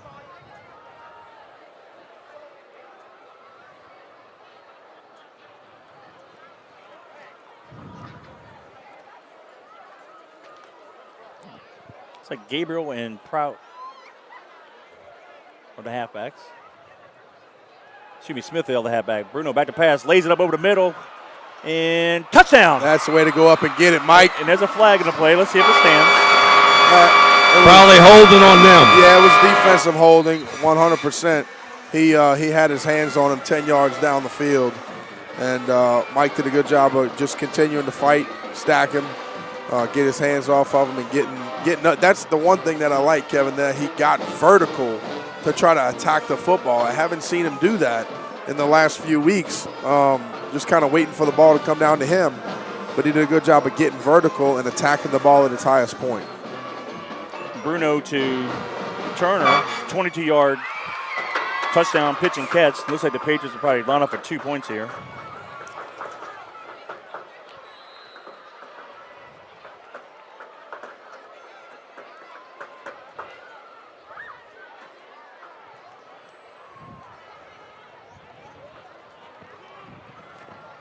Here's a 2-point conversion. 2 tight split to the near side.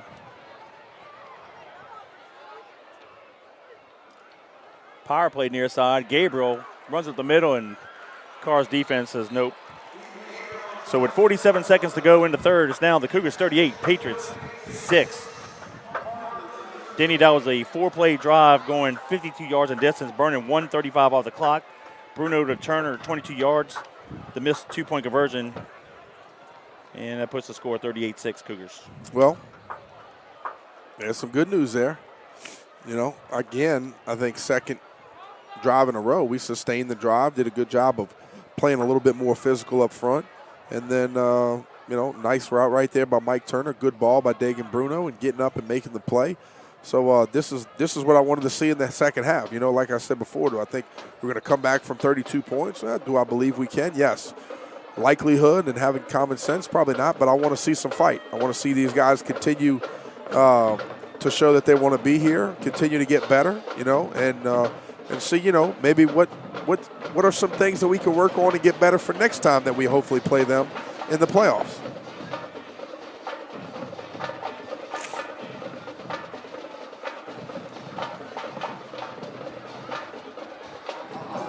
So there must have been a flag on that. I didn't see it, but we're going to be kicking off from the Karr 45-yard line.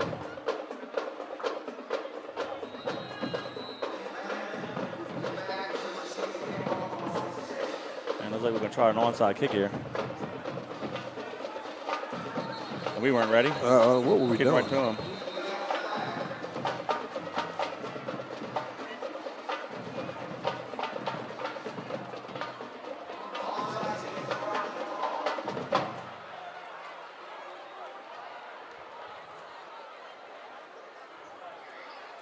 This is one where, it's offsides.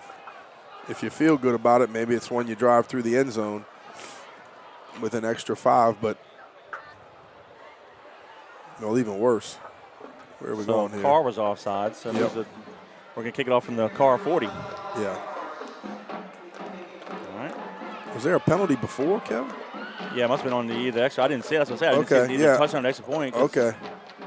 The 2-point try. But here, being this deep, this is when you actually try the onside kick, because if you don't get it, they're only going to get the ball in the 20-something or 30. Right. Well, it's got to at least be the 30 if it goes 10. Right, that's what I mean. It's a good opportunity here. And right to them. Yep. And they'll get it their own 25-yard line. So just didn't get that good Patriot hop right there. We got to it, but again, they're going to get the ball inside the 30 after penalties, so not bad. Well, a lot better than the last time we kicked off to them. Yep. 46 seconds to go in the third. It's 1st and 10 Cougars at the 26 is where they spot it. They'll line up with 3 receivers near side, split top of the field. And then let's run up the middle. Halfback bounces it to the left. Flag. Flag late on the play. That's Favorite on the carry. Holding on the off, and another late flag from in the middle here. Yeah, we got a holding on them, but I don't know what the other flag is. Yeah, that was late, literally after the play.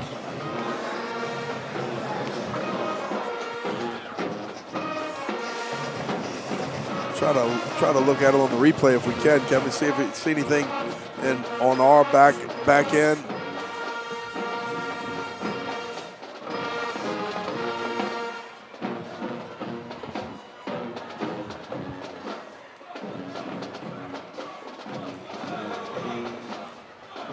Holding on the Cougars. They don't move them back. And a personal foul on us. Unsportsmanlike. Oh, jeez. Here we go again.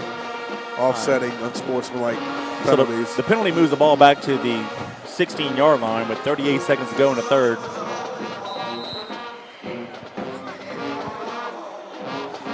First and 20. They'll start the clock. That's probably the last play of the third quarter.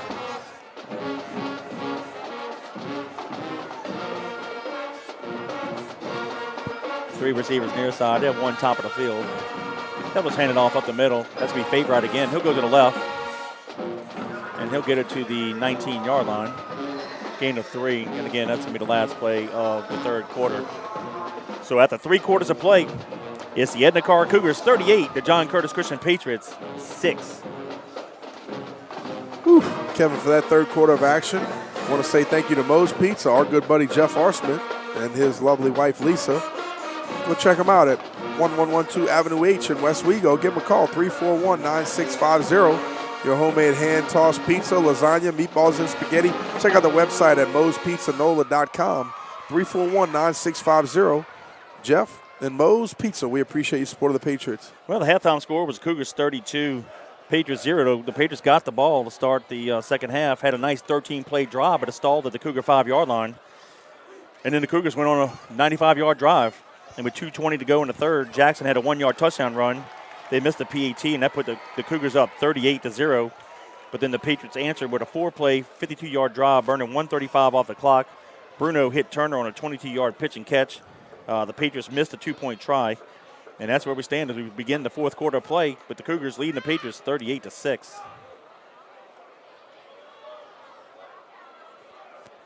Now we'll flip the field, and the Patriots will be going right to left now. For Cougars, they still have the ball. Yep. They'll be going right to left.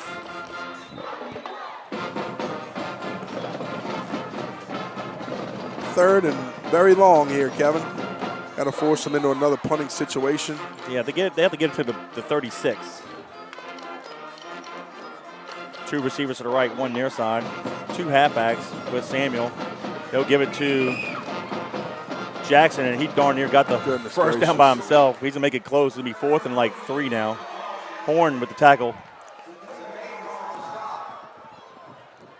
They were spotted at the 33, so it'll be 4th and 3. And they'll keep the offense on the field. I can't believe up 38-6, they would possibly go for it on 4th down.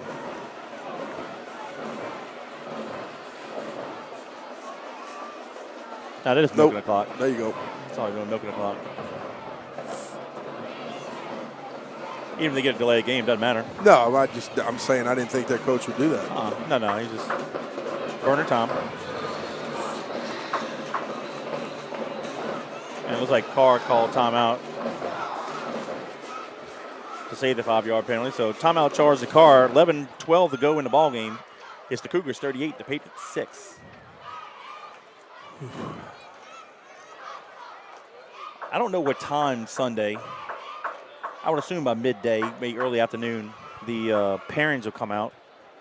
So if you're interested of where the Cougars will be and the Patriots will be seated and where they go, you can check the LHSAA.org website. I know GoPreps.com does a good job. And probably, I'm sure, my good friend Ray Butler will probably have it on 14-0 Productions. Louisiana High School Football is his Facebook page. And they're running the guy onto the field as well. Personal protector.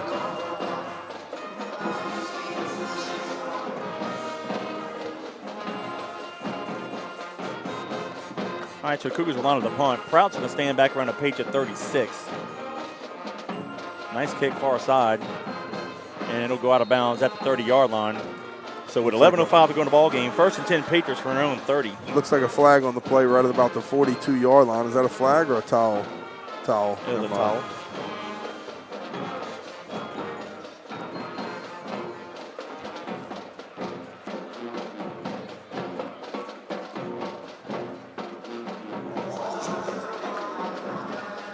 It's been a while since we had to sit through one of these games, partner. Yeah, this is, these are a lot tougher to call. But, obviously we're a biased broadcast cheering for the Patriots. But, on these last few drives, I've been proud of the boys fighting back. Draw play to Gabriel. He'll cross the 35, 40. And they're going to mark him out at the 41-yard line, gain of 11, 1st down. I mean, you don't want to Poindexter it, you know what I mean, the whole way through. 10:52 and counting.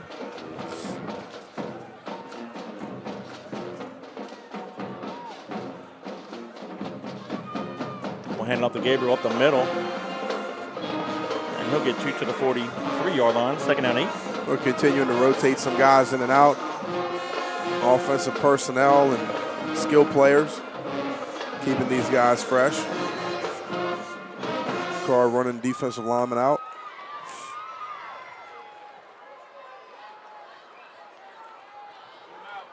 Bruno back to pass. Throws it far side. Yeah, I mean, that's pass interference. It's intercepted, yeah. Mitchell makes a tackle, but there's a flag. So that's going to definitely. That's nullify the interference. Now, I'm all for a little physical play and some hand fighting, but you can't do it 15, 20 yards down the field. Just doesn't work like that.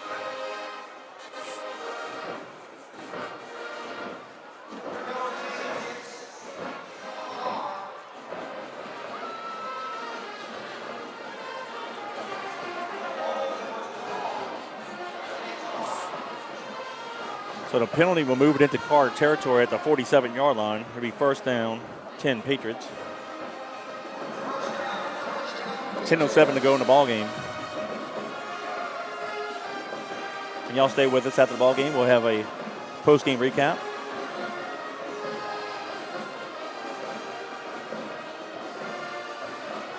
Bruno looks near side, pump fakes.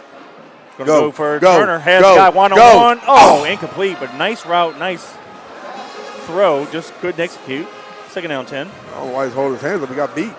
Good job. Good execution. Ran a slant and go. Got it.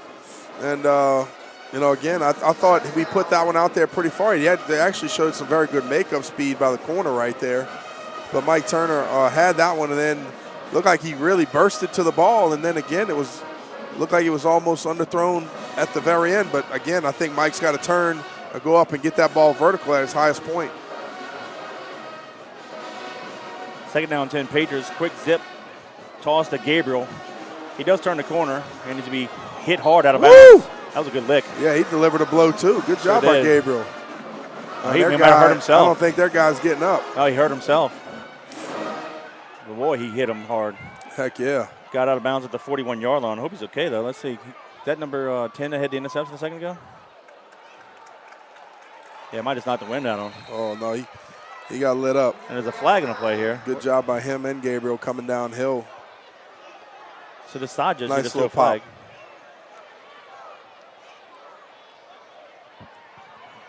Yeah, he laid the one on that. Another sideline one.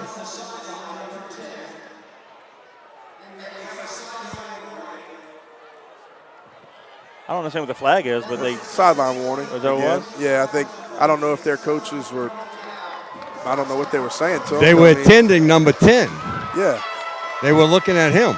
Right, I thought so. Which is perfectly legal, but it was on the sideline. So anyway, the penalty moves it to the 36-yard line. No, they had a coach on the field. I'm not exactly what he's on the field for, but yeah, I mean, you could look at your player all you want on your sideline. All right, 1st and 10 Patriots from the 36. 9:54 to go in the ball game. Prout takes a handoff, goes over to center, and he's fighting hard. Gets it to the 32-yard line, gain of 4. 2nd down 6.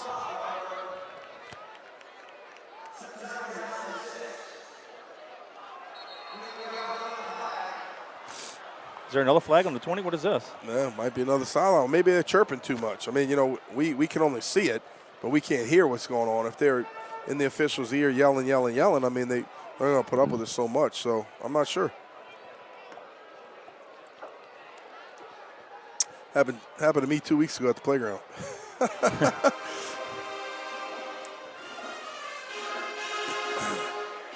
Again, another sideline warning. So, yeah, I mean. I don't know, man. That's. So the Patriots will get another free 5 yards, and that'll be enough for a first down, it looks like. They marked it 15 yards. They sure did, 15 yards. The ball's now at the 17-yard line. So I don't know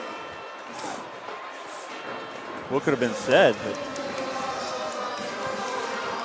well, all right, so Patriots have it 1st and 10 at the Cougar 17 with 9:36 to go in the ball game.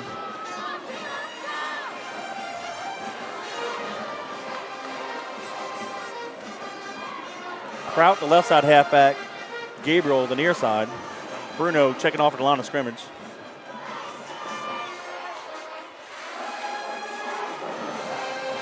And our tackle move. So we'll back about 5 yards. It'll be 1st and 15 now to 22.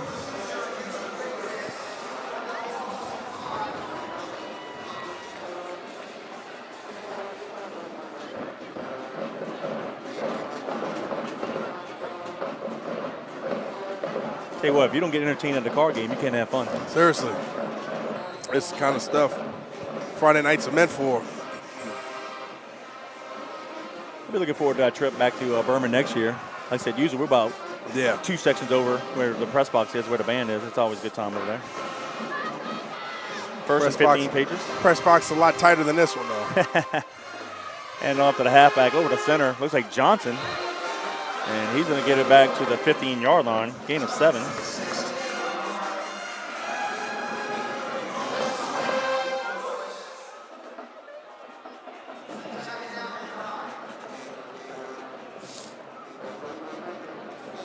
.9:14 and counting.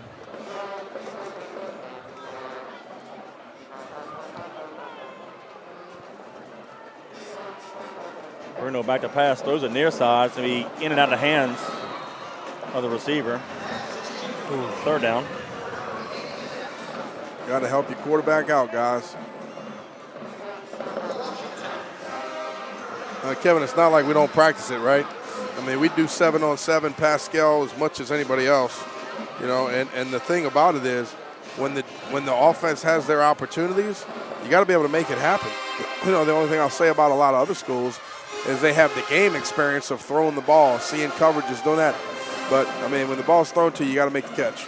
3rd and 9 with 9 minutes to go in the ball game. Going to be a draw play. Prout comes near side, puts Good on cut, the brakes. Good cut. Get upfield. There you Reverses go. field. There you go. He's going to get close to the 10-yard line, so at least it'll be 4th and manageable. That was the 10th play of the drive with 8:46 and counting in the ball game. Be 4th down and 3. Got to get to the 7.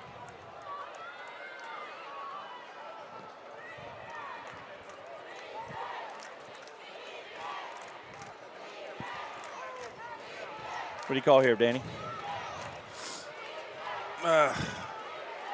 You know, Kevin, now is as good as any. I'd say throw the ball again. Well, quick zip to Prout. And he fell don't down. have leverage. Slipped as he tried to make the cut, they can lost run. it 2, and that's going to turn the ball over on down. So with 8:10 to go in the ball game, it's now 1st and 10 Cougars from their own 13-yard line. And that was a missed opportunity there by the Patriots.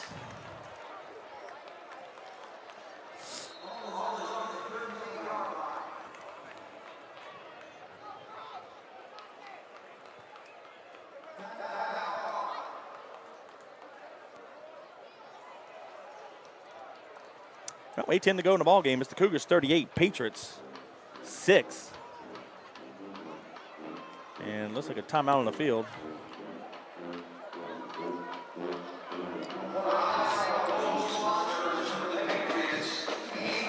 I will say this, though, Kevin.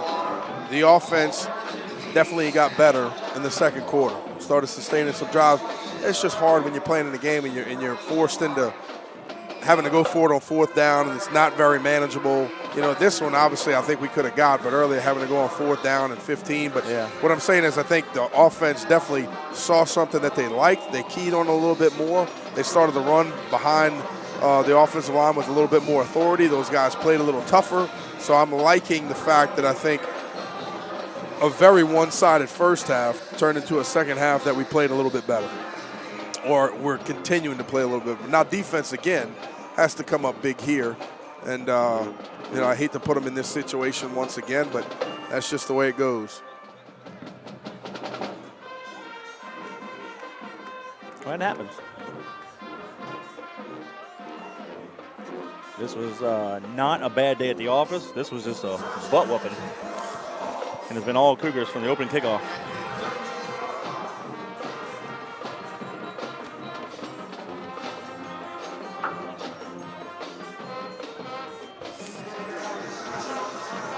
Tell you what, it's one of the longer timeouts. Oh, I see Coach Brown is talking to the referees down there. That's why. I thought I was watching an SEC football game when the commercial timeouts take forever, it seems like.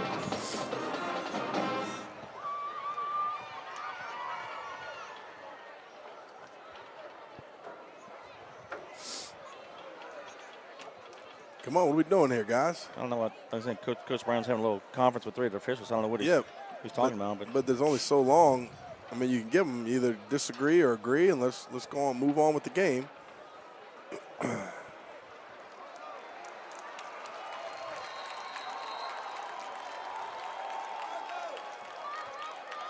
mean, Carr has the ball, so there's no disputing that. Right.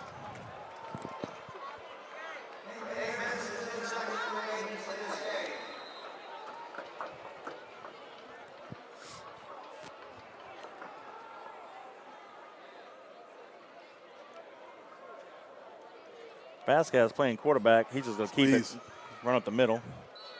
Crosses the 15 to the 16-yard line. Yeah, he's quick.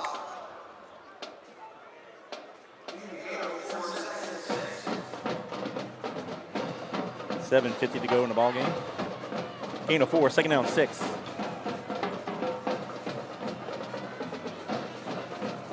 Ball handed to Jackson. He'll go to the right, breaks a couple tackles, turns the corner. There's a flag in the play, has the first down and more. And he drags a few Patriots down to the 36-yard line. That's another flag. So there's 2. Yep. One around the line of scrimmage and one far side. They both holding, I think.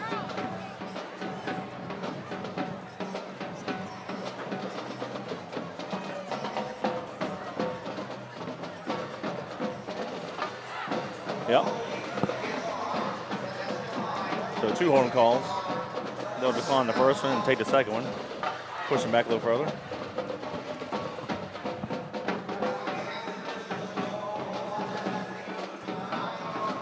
.7:35 to go in the ball game. The ball is going to be placed now at the 9-yard line.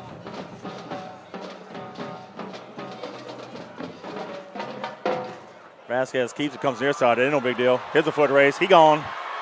Did we catch him? Callio we got did him. somehow. Good job. I didn't think we were going to run him down, but we did. Good job. Callio gets him, but not until Vasquez gets it to the Patriot 39-yard line.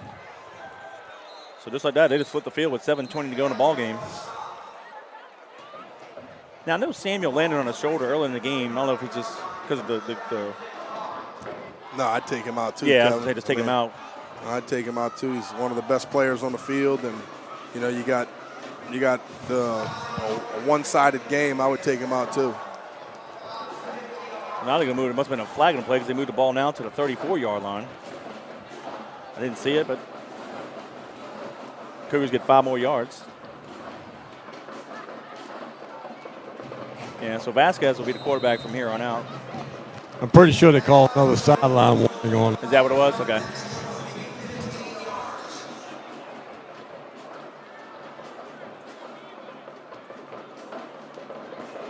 Oh, credit Callio for running down, but I thought Vasquez would kick it to an extra gear and take it to the house. 1st and 10. 3 receivers to the right, 1 near side. Jackson gets the handoff right up the middle, and he'll get it to the, it's called the 30-yard line. Gain of 4.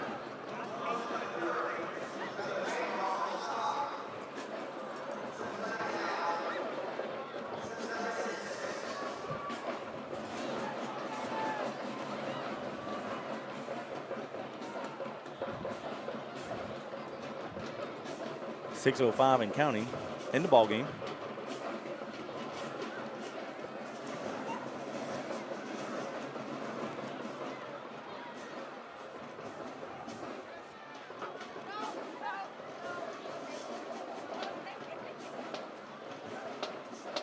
Jackson takes a handoff, comes near side.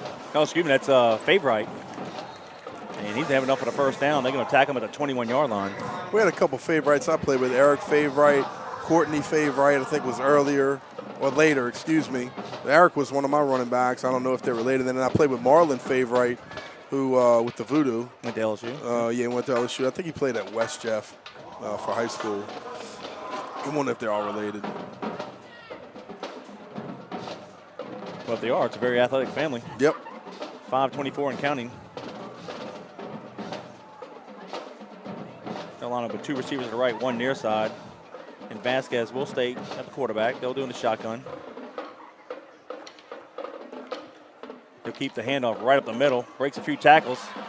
And they're going to get him down to the 10-yard line, and that's enough for another first down for the Cougars. Yeah, I mean, he's running the football with some authority. I would think we got to get up in his face a little bit more, squeeze a little bit better.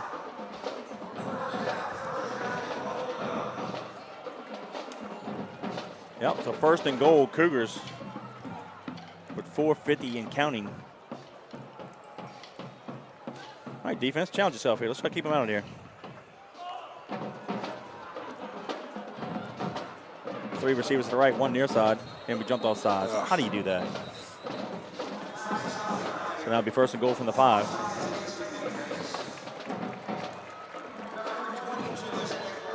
I just heard he's Eric and Courtney's cousin. Okay. So there you go, cool.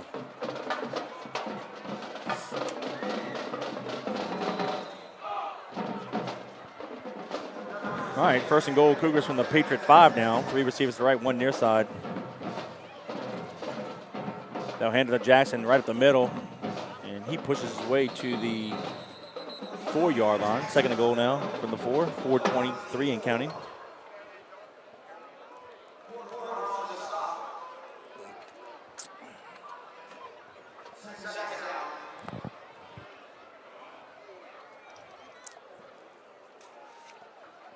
Second and goal.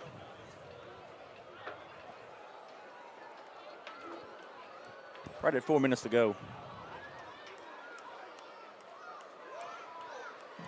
Jackson takes the handoff up the middle. Ball's on the ground. Did we get it? We got it. Oh, we lucked out and got it at the 1 yard line. Jason Kerr's got it. Good job.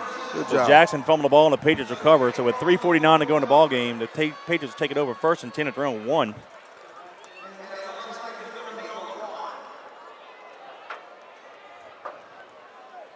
Here we go. Do something with it. Got 3:49 left. You'll listen to us on JohnCurtisPatriots.com. Patriots are having a rough one tonight. They're down 38-6 late here in the fourth quarter.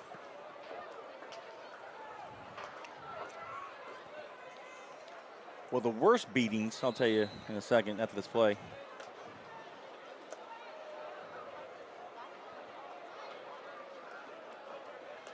Probably a quarterback sneak here. No, we're going to pass it. Complete far side to Mitchell. He does a good job, fights closer to the 10-yard line. Yep, good job of fighting forward. You have to go back to Coach JT's first year, 1969. Sam Barth beat the Patriots 52-0, and St. Charles beat the Patriots 50-0. I'll tell you a little more after this play. Option near side, and Bruno just got ran down from behind. Yeah. Since 1970, Coach's second year, you have to go to, so the margin of defeat right now would be 32 points, right? 34. In 1971, the Patriots lost to Port Sulphur 40-6. And then the next, you have to go to 1976. The Patriots lost to Mandeville 31-0. So we're, right now, it would be the fourth worst margin of defeat should the score stay the same. So right now we're between the 1971 team losing to Port Sulphur and the 1976 team losing to Mandeville.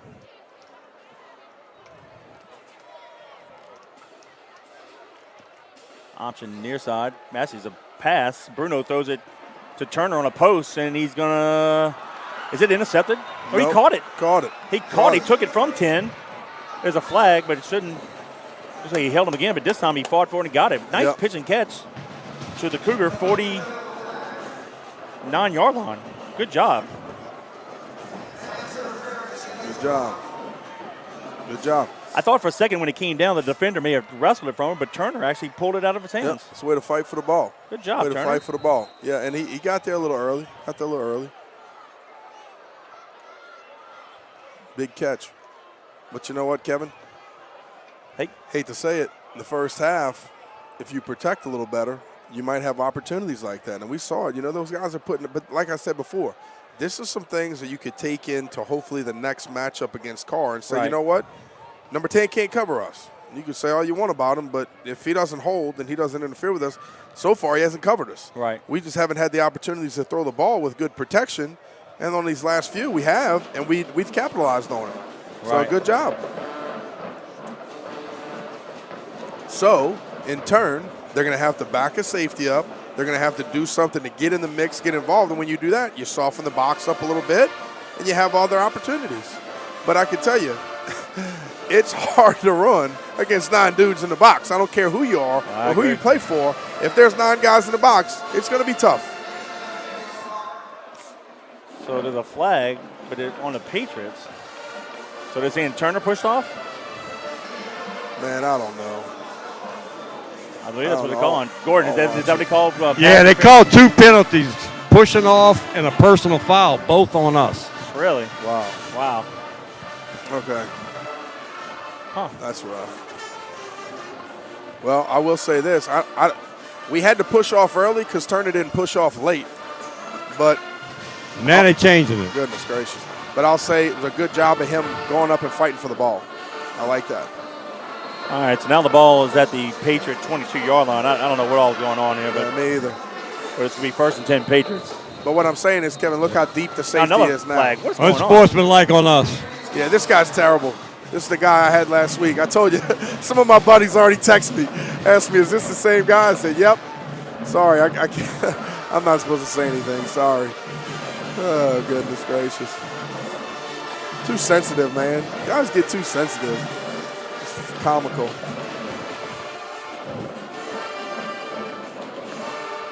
So unsportsmanlike on the Patriots. Unreal. Yeah, I don't know.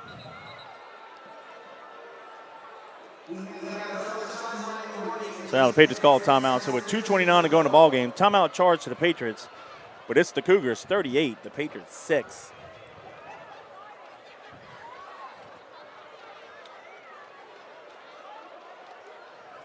Yep, JT called a timeout just to get in these guys' ears, find out what's going on.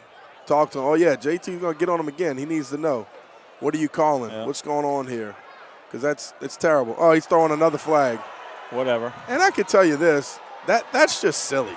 He calls a timeout so he can talk to you, and I guarantee you that JT Curtis is not cursing at you, so I don't know what it is. Yeah. Oh, well. I mean, that's just way too sensitive, man. Did they eject him? Yeah, they did. They ejected coach? Well, that's a first. And that could be the first time that I've ever seen that. It would have had to be two unsportsmanlike personal fouls by the coaching staff to get the head coach ejected. So I don't know who they called it on originally or who they called it on, first time or after. But, yeah, if there's two unsportsmanlike personal foul penalties, the head coach gets ejected. Doesn't matter who it's on.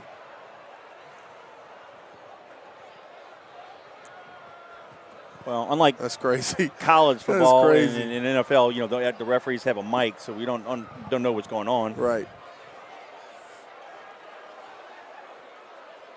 Hey, it all has to do with that pass interference penalty. Yeah. That was on them. They called it on them at first, and then they switched it. All right, well, JT's leaving. Well, he has to, yeah. He has to leave the stadium. That's crazy. And the fact that these people would cheer about that is a little silly. That's kind of silly. Yeah, it's kind of silly. Oh, well. So now they move it back to the 6-yard line. So what we thought we had on that long pass play, 1st and 10 at the Cougar 49. The sideline judge is trying to throw another penalty on us.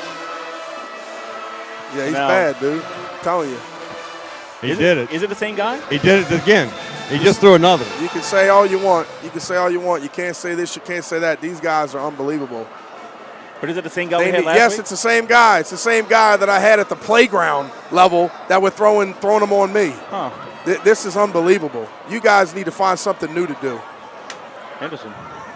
Get me in trouble all you want. Sorry, it's terrible. All right, so now they move the ball back Terrible. to the 3-yard line.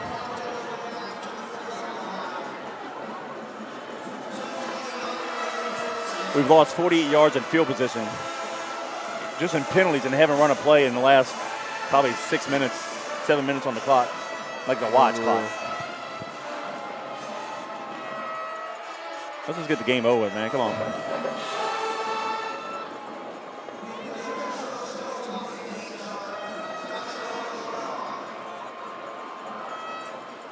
Yep. You can't handle it at the playground level. You're not going to be able to handle it at the varsity level. Didn't know what he was doing at the playground level. All right, there we go. 1st and 10 Patriots from the 3.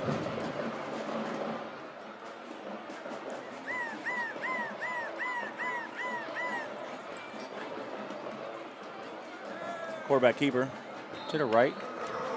Crosses the 5 to the 6. Gain of 3. 2nd down and 7.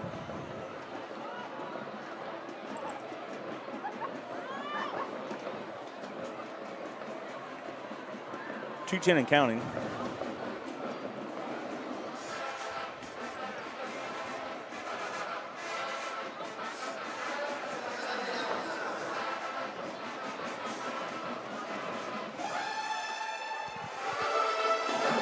Bruno, 3-step, fires it far side, gonna be caught, and enough for the 1st down. I believe that's Mitchell. It is on the reception. Gets it to the 16-yard line. 1:48 to go in the ball game. And just so you people know, like I mentioned before, it doesn't have to be anything that the head coach says or does. If a coaching staff, they obviously call a bunch of sideline warnings, but if a coaching staff gets called for 2 personal fouls, unsportsmanlike, then the head coach gets ejected no matter who it's on. You know, it's like you got to take responsibility for the coaching staff and your sideline. So that's just unfortunate right there. But like I said before, I know JT will get in your ear, but he's not going to be over there doing the wrong thing and saying the wrong thing. First time in 54 years. Yeah, I mean, what does that tell you? What does that tell you? On that previous play. Yeah. Second down 10 with 1:41 to go. Need better officials. Need to get some more credible guys out there. If you're young and you're watching, Fashion drops the pass. you might be able to get a job if you want to be a high school official pretty soon. Be third down 10. Well, I think it's safe to say with 1:37 to go in the ball game, we can go ahead and crown the Edna Karr Cougars as the District 9-5A champions. Congratulations to them.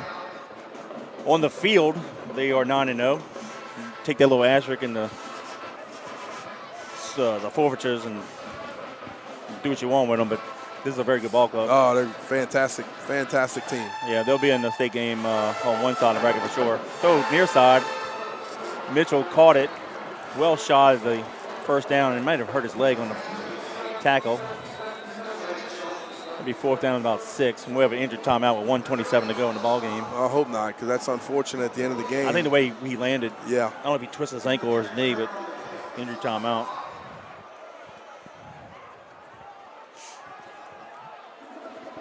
So timeout due to the injury, 1:27 to go. It's the Cougars 38, the Patriots 6.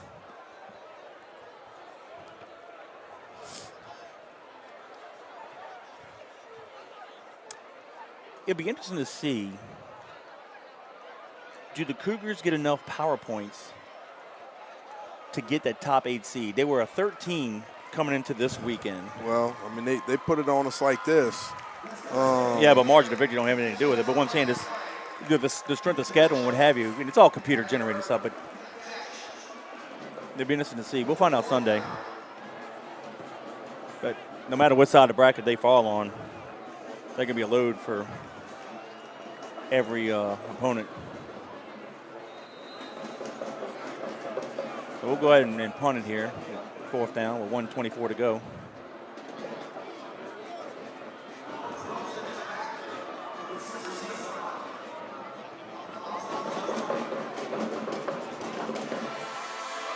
Decent high spot kick by Alfonso.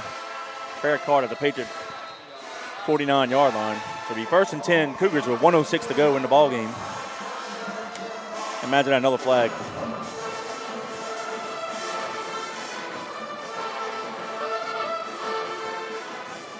It'll be interesting to see the box score tomorrow morning to see how many flags are thrown on both teams.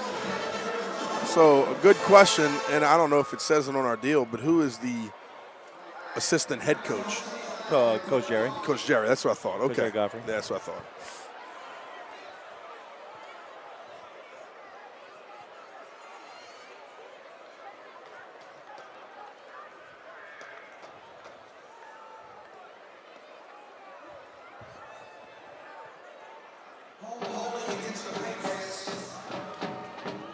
Holding on the Patriots? I guess so.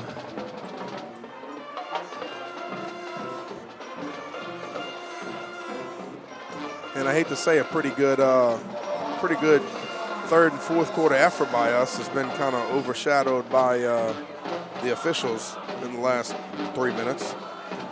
All right, so the Patriots, the penalty on the Patriots moves the ball to the 39-yard line. So it'll be first and 10 Cougars with 1:06 to go.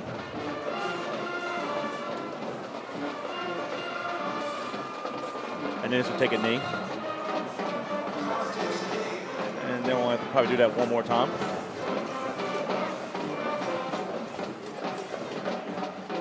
You know, with the split, unfortunately, we're not going to see a potential matchup between Carr and Destrehan. That would be a great matchup, but I would go Carr all the way. Oh, I would think Carr. To be honest with you, I don't really think Destrehan's played anybody. They're a good team. It's a huge school. A lot of kids to choose from. Carr is the class of the state right now, and they showed it today. Absolutely. This will probably be the last play of the ball game. They'll kneel down again, and they do not have to run another play. 25 seconds to go. So the Patriots will drop to 8-2 on the season. 5-1 in district play. Karr will be now 6-0 in district play, 6-3 on the season, but technically 9-0. And congratulations to the Karr Cougars. The Edna Karr Cougars defeat the John Curtis Christian Patriots 38-6, and they are the District 9 5A champions. Kevin, for that action in today's ball game, for those 4 quarters, I want to say thank you to our good buddy, Hot Rod Beloso, and I'm trying to get here. He told me today that they introduced a new super spice, an all-purpose super spice. So you can find that at Bobby's Seafood in River Ridge, another one of our sponsors, our halftime sponsor.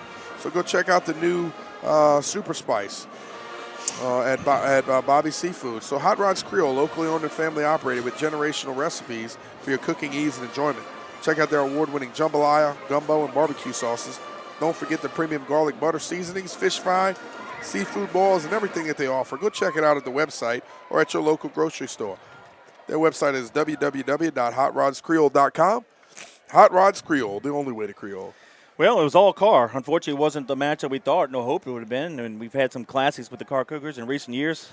2013, in my opinion, was probably the best game these two teams had played. But opening kickoff, Sanchez took it 96 yards for the touchdown. They added a PAT and put the Cougars up 7-0 with only 13 seconds being burned off the clock. With 7:20 to go in the first quarter, Lampton caught the pass from Samuel, made it a 39-yard touchdown pass. The PAT was blocked, and that put the Cougars up 13-0. And with 1:09 to go in the quarter, Jackson had a 1-yard touchdown run. Cougars missed the PAT, and the first quarter ended with the Cougars leading 19-0. With 8:14 to go in the half, Samuel hit Paris on a 30-yard touchdown pass. They missed the PAT, and that put the Cougars up 25-0. And then with a couple minutes to go in the half, Samuel with a beautiful pass, a backdoor pass to Francis right in the front corner of the end zone here. They made the PAT, and that put the Cougars up 32-0 at halftime. And it was a little bit more of the same in the third quarter. With 2:20 to go in the third, Jackson had his second 1-yard touchdown run. That capped off a 95-yard drive, actually, after the Patriots turned it over on downs. And they missed the PAT, and that put the Cougars up 38-0. And then with 47 seconds to go in the third, Bruno hit Turner on a 22-yard pitch and catch. The Patriots went for 2. They missed it. And that capped off a 4-play, 52-yard drive by the Patriots, burning 135 off the clock, making a score 38-6. Basically, both teams just kind of ran the clock out. A lot of penalties. Kind of got a little sloppy on both sides, if you will. But the Cougars were a little more merciful and defeat the Patriots 38-6. Just credit them. They'll tip your hat. Ain't no crying in football. It was all Cougars. They just took us behind the woodshed, picked up whatever size paddle they wanted, and paddled out behind. That's all it is. They're a very good ball club. Whatever side of the bracket they're going to be on, I'm penciling Karr in the state championship. I don't see a team better that's going to defeat them. No, you're your thoughts on the right. game? Well, I don't have many. It was a bad effort by us. Good job by them. Like you said, they abused us, and Karr is the class of the state right now. They played an unbelievable game, and hats off to them. Their coaches had them ready. They were ready to rock and roll, and they put it on us. Good thing is, guess what? State championships are not won tonight. So we got to continue to press forward, watch the film, get better, be unselfish in watching the film, take coaching and take some accountability and move on from there. Well, congratulations again to the Edna Karr Cougars. They are the District 9 5A champions. They defeat the John Curtis Christian Patriots by a score of 38-6. Watch the LHSA.org, GoPreps.com, 14-0productions.com. Sunday, I guess midday, the seedings and the playoff parents should come out. So you'll find out where the Patriots are going, where the Cougars are going, who they may be playing in recent weeks. Cougars, though, if they don't get in the top 8, they'll have to play next week. The Patriots will be in the top 8. We'll have a bye. So the Patriots, again, won't be on the field again until Friday, November 18th. Again, we won't know who that opponent is until after next week's ball games. But, yeah, tough one to the yard tonight. It was all Cougars. Congratulations to them. Coach Bryce Brown's done a great job with that program. And you never know. Who knows? We might meet them again in the semis or in the finals. Should we make it that far? But any last thoughts by you before we sign off? Good to go. All right. So on behalf of Gordon Hebert Robbie Utzer, Danny Wimpront, I'm Kevin Fayard. Until next broadcast will be 2 weeks. Go Big Blue. God bless.